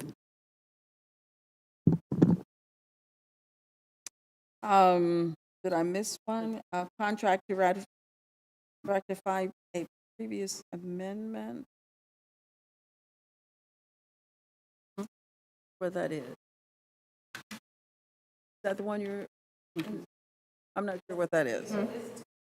It's 220176. That's the one. It was just on the back page. Oh, okay. Yeah, All right. that was the one. Oh. All right, so if we're pulling just one, then can I get a motion to approve all items starting with number 22-0089 through 22-0176, with an exception of 22-0163. Second. Moved by Commissioner Carter, second by Commissioner Lomb. Get a roll call. Commissioner Alam, Aye. Commissioner Byrne, Aye. Commissioner Carter. Aye. Vice Chair Jacob, Aye. Chair Howard. Aye. All items have been approved with an exception of 22-0163 unanimously. And we've got Wayne at the mic to discuss 22-0163. Were there any particular questions that you had?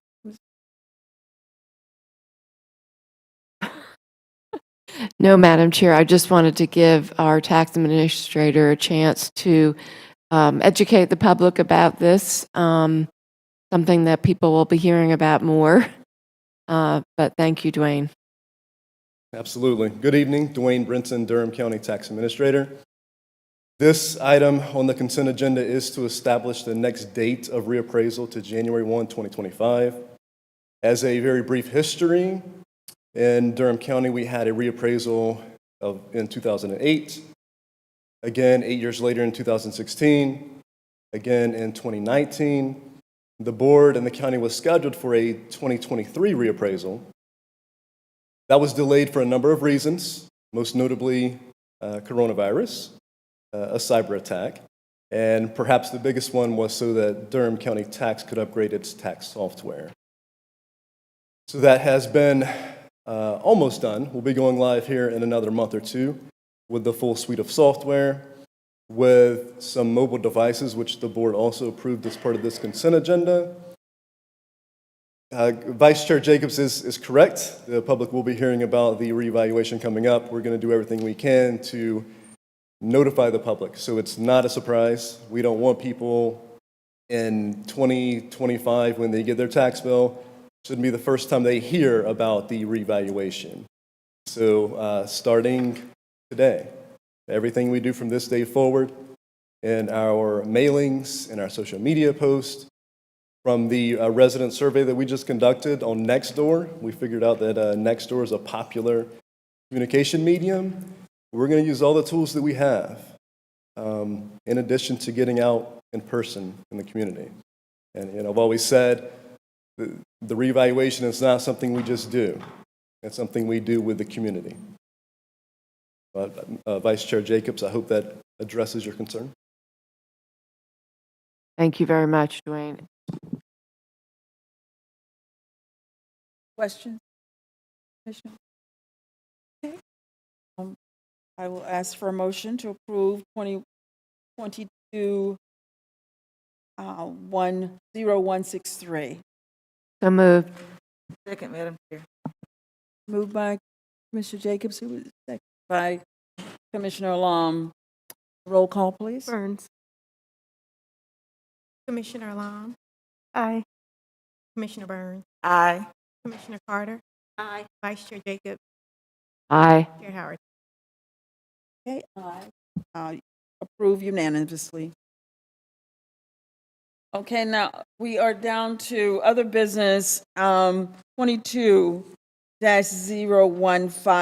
update regarding the design of the structured public art screen wall at the 318th East Main Street parking deck, and approval of an amendment to the public art agreement. And we've got, who's our Perryman, our general manager. The general manager. Oh, there you are on that side. I don't know why I want to look over here. Yep. It's at the podium for this one. You got it. Thank you, and good afternoon, Commissioners. The capital project amendment and budget ordinance amendment that we have before you tonight is transferring funds from our general fund to PAYGO to the 300 East Main Street capital project, and approval of the contract with Soleil for the construction, the installation contract of the public art screen wall. You've heard a lot about the 300 and 500 East Main Street developments tonight. And as a reminder, we broke ground on the 300 East Main Street parking deck back in April. The project remains on budget. It is a 753 space cast-in-place parking deck. We're anticipating completion in August, September timeframe. And as part of the project, we also have, it's going to be wrapped on three sides, the Main Street and the Liberty Street side, as well to the side closest to First Presbyterian Church. The Queen Street facade is where the entry and exit access points are, but above that Queen Street facade, we also have the public art screen wall. And here to talk about that tonight is our public arts coordinator, Linda Salguero.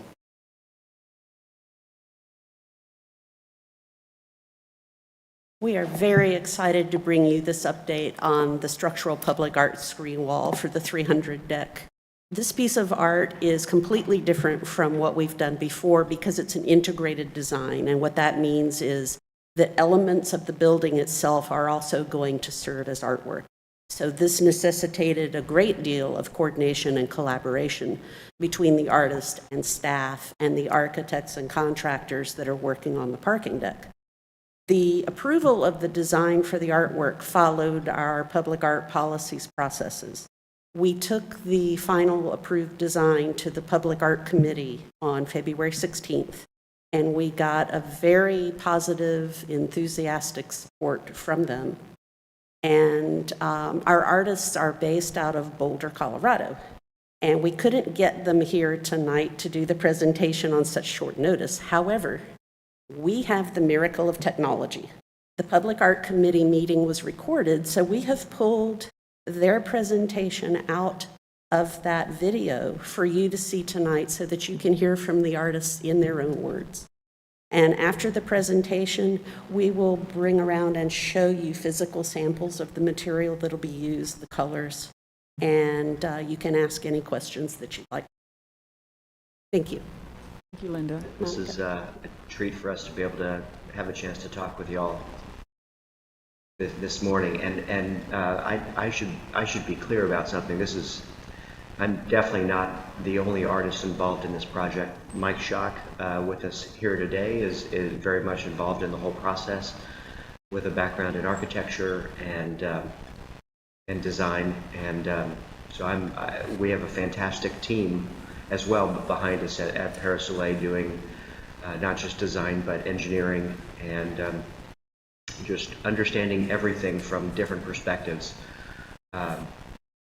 So this has been a fun project for us to be able to work on, just for our team, but also to really get a better understanding of the city. So this has been a great opportunity for us. Mike, anything to kick things off with? Just to reiterate what you said, this has been a great challenge for me. It's a lot of fun trying to mix and combine, integrate basically architecture and structure and code into something beautiful. That's been such a fun challenge to this point, and looking forward to moving it forward in physical form. Before we get started with the few slides that we wanted to share with you, I should clarify, how much time would you all like to use in discussing this?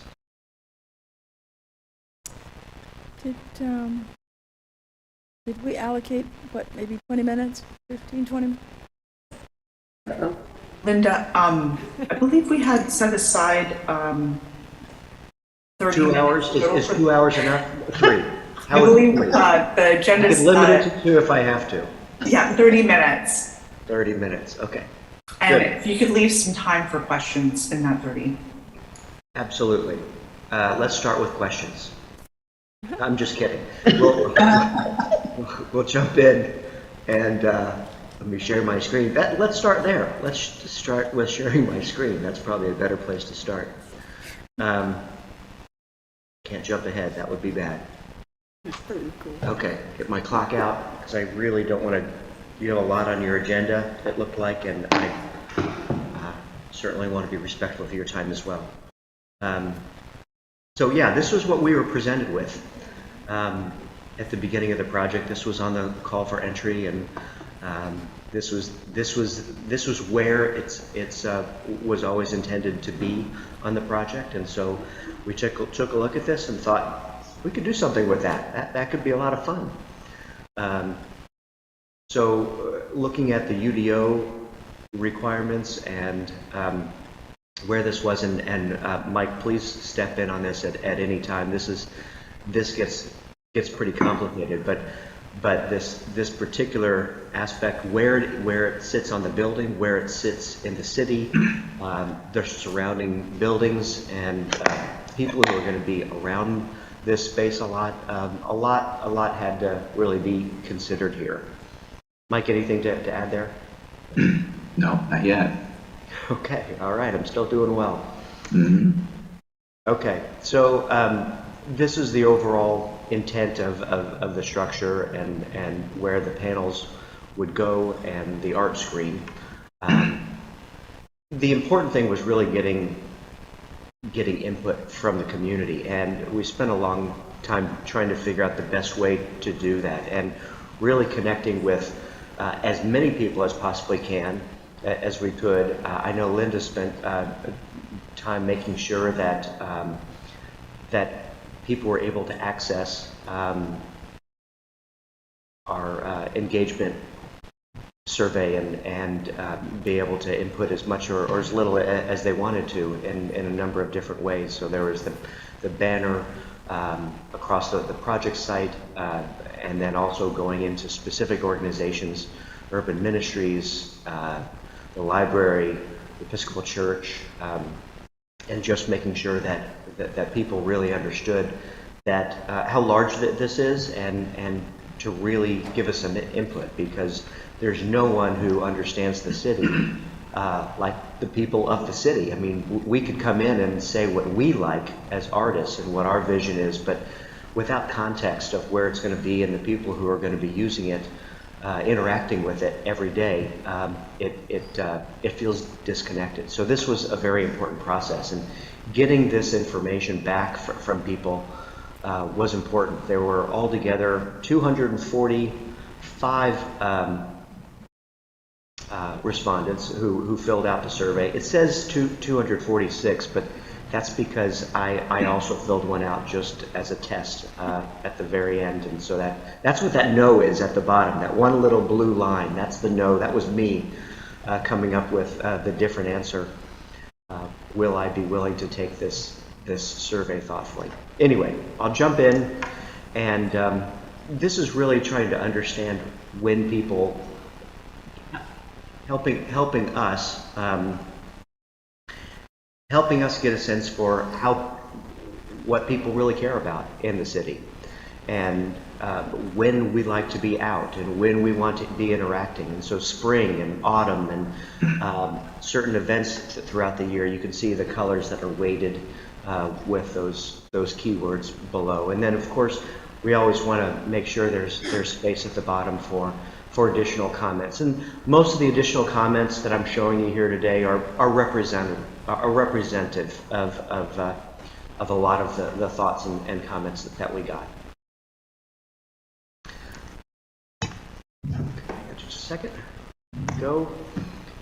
So this was an interesting one, partly in just understanding how important history versus current trends and topics and conversations are, and there really does seem to be a balance, really trying to an appreciation of not just who we are today, but also where we came from, and recognizing the importance of both of those things, that we don't want to weight something too heavily and have the message be out of date, and have the message be lost in history, that there needs to be a balance here, some kind of through line.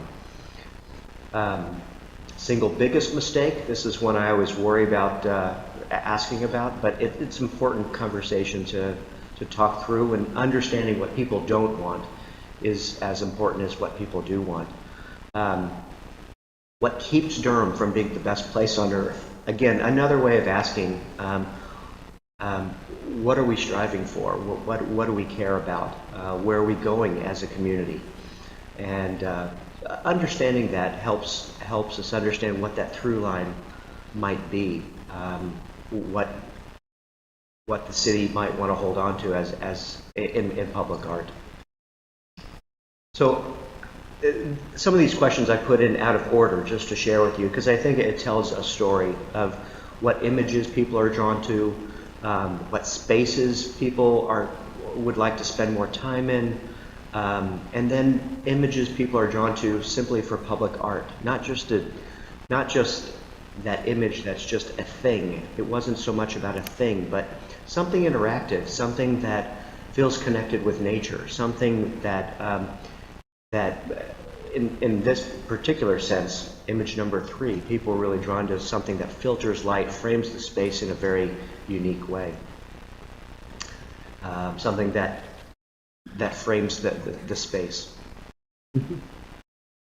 So these are simply more questions about public art, and I didn't want to share all of the information. You guys hopefully took the survey, so probably remember a lot of these questions, but understanding that people care about mostly outdoors, that people are drawn to spaces where there's a balance of organized architecture and free form of nature.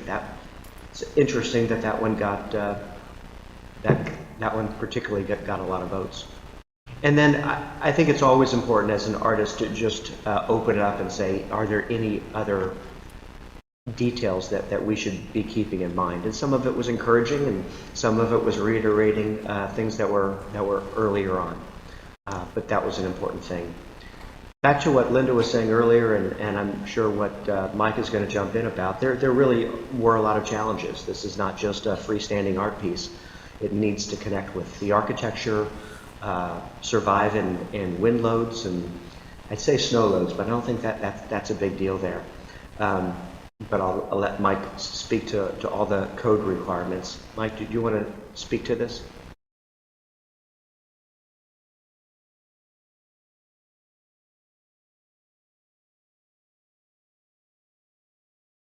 Mike, if you would unmute. Oh, thank you. Sorry about that. Yeah, I'll touch on sort of the general requirements, the code challenges, the structural challenges, and kind of how we went after it. I'll try not to ramble, but you know, I knew going in that anything you put on the side of a building will have structural considerations and code considerations, maybe zoning ordinance considerations. So I was prepared to dig into those challenges. But what I hadn't considered is how intense the challenges were, because we quickly realized that when there's two opposing forces that we had to deal with to even have a starting point for this project. One is, you know, if you put a screen on the side of a parking garage, it has to meet mechanical code, mechanical ventilation code requirements, which says the more open a perforated screen is, the better. They want it to be more and more open so it'll ventilate. But then on the opposing force was the UDO requirement that said that the screen needed to cover as much as possible. It needed to cover at least 60% of the parking garage. So those on the surface are mutually exclusive. And so I figured, well, there's a way to achieve it. You just have to find it, and it's going to be kind of it's going to have to be a unique solution, and that's what is really fun to try to figure out. So in general, and Uriah will probably get into this in a little bit more, but the forms, you know, really what I was focusing on was to create a viable canvas for the art. And I knew that given the approach that we needed to have is that the screens we couldn't physically do it if they were just flat, and flat's boring anyway. So we knew that the panel or the canvas had to be dimensional and move and have angles. And so we worked with a lot of different options there. And then we also knew that there was very, very specific sight lines that we wanted to try to develop from the site, from a user perspective. You know, from one end of the street to the other corner to right in the middle. And we really wanted to, you know, try to develop this canvas that really spoke to the different sight lines and view corridors that people would experience this through. So when you look at the design, when you see I don't know, I'm just going to keep calling it a canvas, you'll see that it's a faceted design. So what you see from one side, there's certain facets of the screen that are facing you, and there's a separate set of facets that face in the other direction as well as right in the middle. So I don't know if that makes any sense. Hopefully it'll make a little bit more sense as Uriah gets into more details.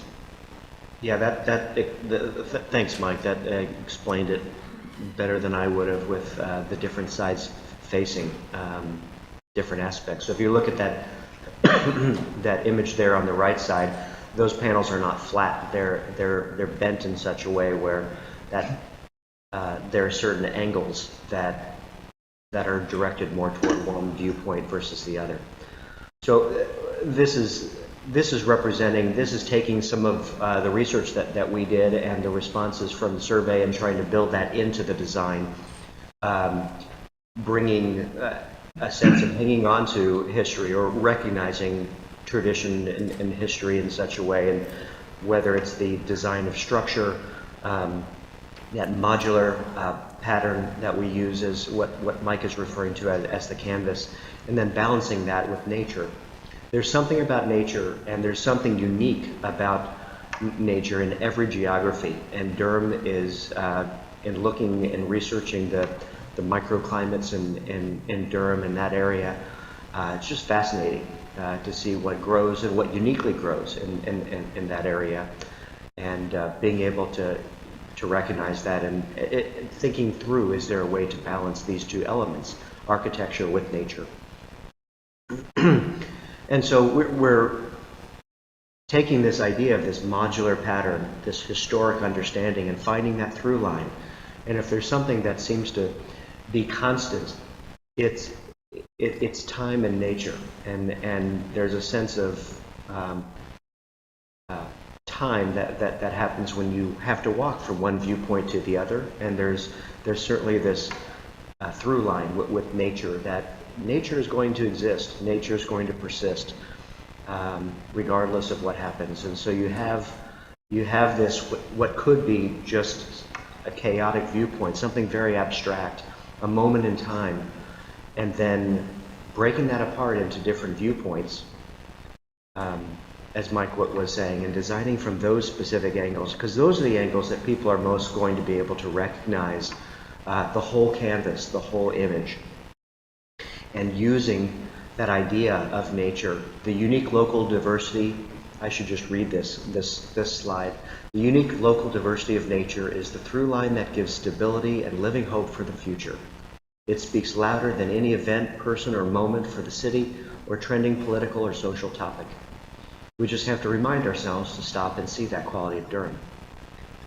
The different seasons speak to the healing impact of time. It takes time to walk and see the different perspectives of nature, and it takes a simple message to be clear. So I wanted to represent that in as clear and as simple terms as possible, and making the images really stand out when you're at that right moment to see it right. So you have these two aspects, a winter scene and a summer scene. And when you're at that right viewpoint, there is this image that comes together like a puzzle, and all the parts align to be able to see this. Now, these are all just panels with holes cut in them. But the way those holes align, when you look at it from a certain viewpoint, you see either this winter scene without trees, without leaves, or the summer scene, trees with leaves. And this is kind of a close-up view of those screens without the panel behind, the summer and winter viewpoints, and then how it might look, well, how it will look as a rendering in coloration on the building itself when you stand back from those specific viewpoints. So thinking about the local flora, the sassafras, the magnolia, the red oak, the tulip poplar, the dogwood, the black gum, that these are very specific and recognizable forms that that give us just a slice, just a piece of the character that is so important to recognize as part of this through line. And you're right. You should point out these trees are all code compliant. Yeah, right. Yeah, that's a good point, Mike. I appreciate that. That's the whole presentation. This has been so much fun to really think through and think through what the best approach might be for the city, and this is exciting to be able to share with you. I should open it up now. We have I think we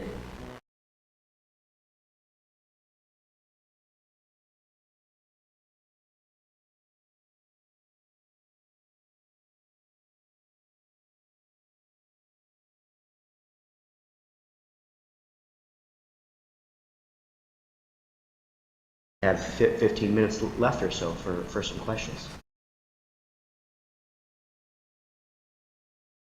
That's right. I don't know if you had mentioned this, or maybe I just missed it, but about lighting. Yes. So Mike, maybe you could speak to the lighting. I know that the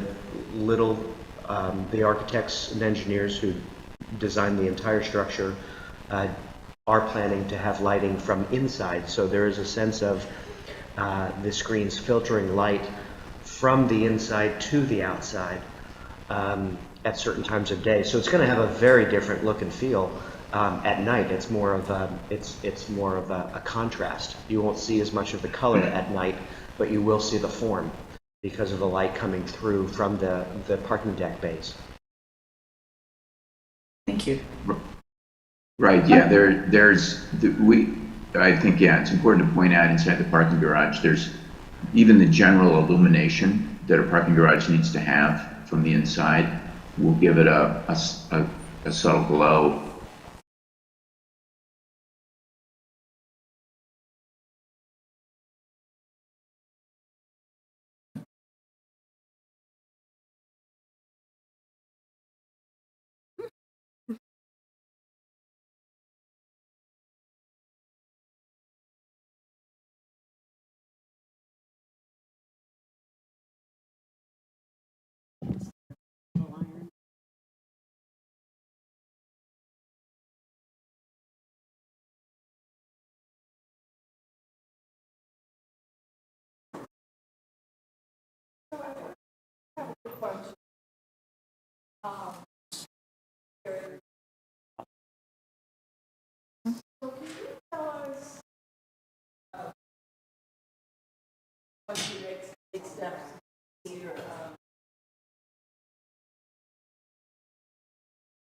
I'm listening, Commissioner.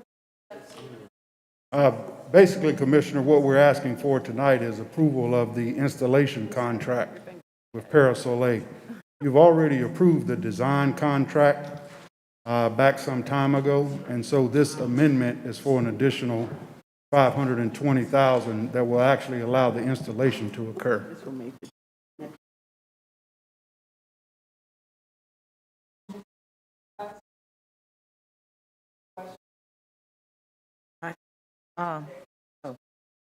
I have one that feels like Shark Tank because people are walking up here and having us to touch things. So that's kind of nice. We don't get to do that on Zoom. I did want to ask if you could, Mr. Mann. Not that we're penny pinching, but I do know that, we've had to make some changes for material costs, for things, for a lot of our buildings, which we're more than willing to do. I guess my only question is, will we lock this rate in tonight if we approve this contract? I did see the 3% and it can't exceed 702. Do you imagine it? I looked at some of the support documentation. Do we imagine that it might go over that or no? You'll be real close, Commissioner. That's a good question. Remember, you've already approved the design contract, which was $185,000. And then with the addition of this 520, that's the 705. The 3% that you're referencing was only for a contingency. That's pretty much what we may not use. Okay. But everything else, they've given us a concrete price on what it's going to take them to actually fabricate and install the art piece. Okay. One thing I will remind you of, we did everything we could to minimize the amount that this actually costed us. As an example, the original bid that the contractor provided us included a metal screen wall anyway. So at minimum, we had to have some type of screen wall up. Right. But what we did was we got a credit from that. And so that credit is going to be applied, but you won't see it here, but it's through the construction contract. And so that's like $250 that we got back from them. But at the end of the day, it still goes toward the actual installation of something that has to be approved by planning in order for us to get a certificate of compliance, in order to complete and occupy the building. So, thank you so much. I am happy that you mentioned that because as she stated in the beginning, we had to have a screen anyway. It's kind of neat that we can punch holes in it, and now we have 2 different art photos, or 3 or 4, because I saw there was some front, side angles. So thank you for that answer. Yes, ma'am. I just want to thank you, Perry and Linda and Brenda, everyone who's worked on this, the process. I'm very excited about it. I appreciated that whole explanation because you could just look at an image of it and that wouldn't have told the story of just the complexity and the challenges. And I love the idea that it'll be different things depending on where you stand. And I love the whole project. I think it's great. And thank you so much. And I would move for approval of this item 22-0105. Oh, yeah, sure.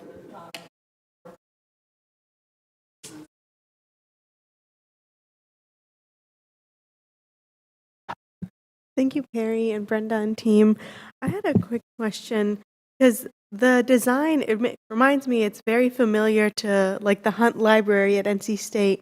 And I wonder, because it wasn't mentioned in the presentation, but I know when they were designing the Hunt Library, the reason for those panels was also for energy efficiency. And also, like, I remember the way they explained it at NC State was that it created or it conducted less heat and it made it so like the inside was more ventilated and was reflecting the sunlight off of it. And I was wondering if that is also an aspect of this design. And This, I don't know whether that factored into this or not, but I do know that trying to make all of this work for ventilation purposes was really where they got the idea to cant it out the way it is, which is way more interesting than having something flat. We're very excited about it. Commissioner Long just wanted to mention NC State since we couldn't mention them in the ACC tournament. That was all that was about. I'm just feel excited about it, and it's really cool how we're going to take architecture, structure, and code and turn it into beauty. I like that quote. I wrote it down. All right. Thank you, Carrie. Putting all together and then having the video for us. All of the documents, visual, you know.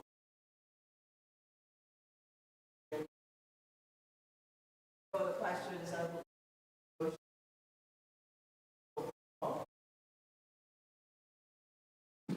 So move. Second.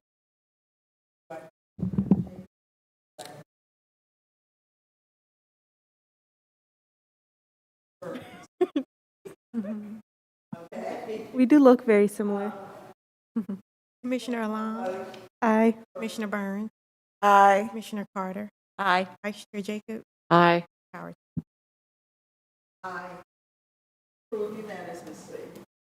That brings us down to all the items that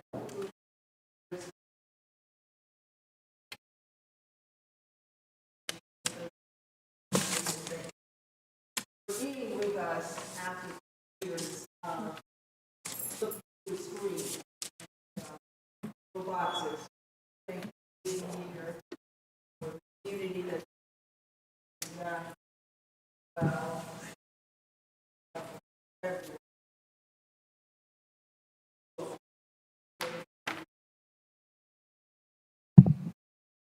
board is requested to adjourn into closed session the following: establish or to instruct public bodies, staff, or negotiating position by negotiating rights and other of the contract for the acquisition by or the amount of compensation other of an employment contract, post employment contract, yes, or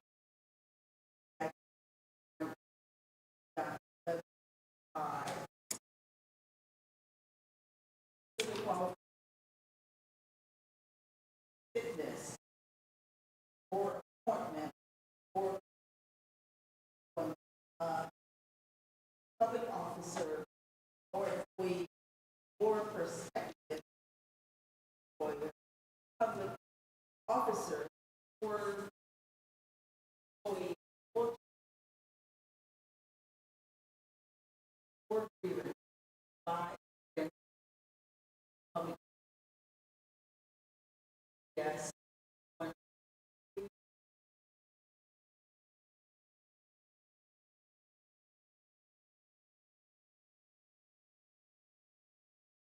Madam Chair, I make a motion that we go into closed session for the matter stated. Second.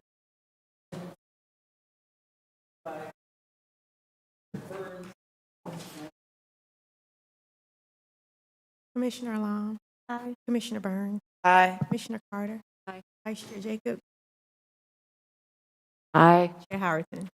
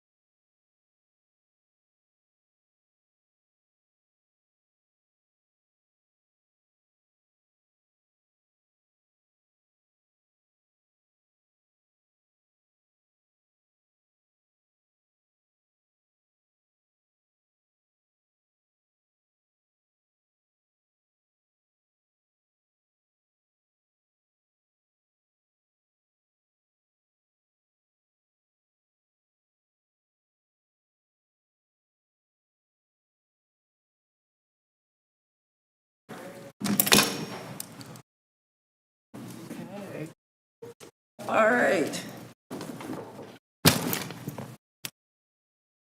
Bring your clothes closet. Yeah, I did.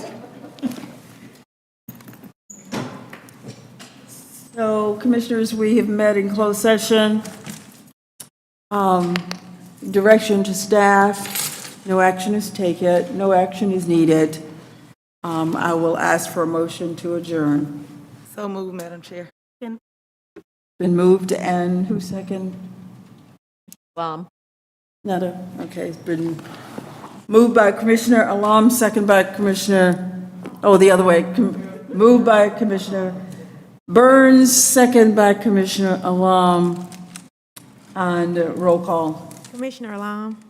Aye. Commissioner Burns. Aye. Commissioner Carter. Aye. Vice Chair Jacobs. Aye. Chair Howerton.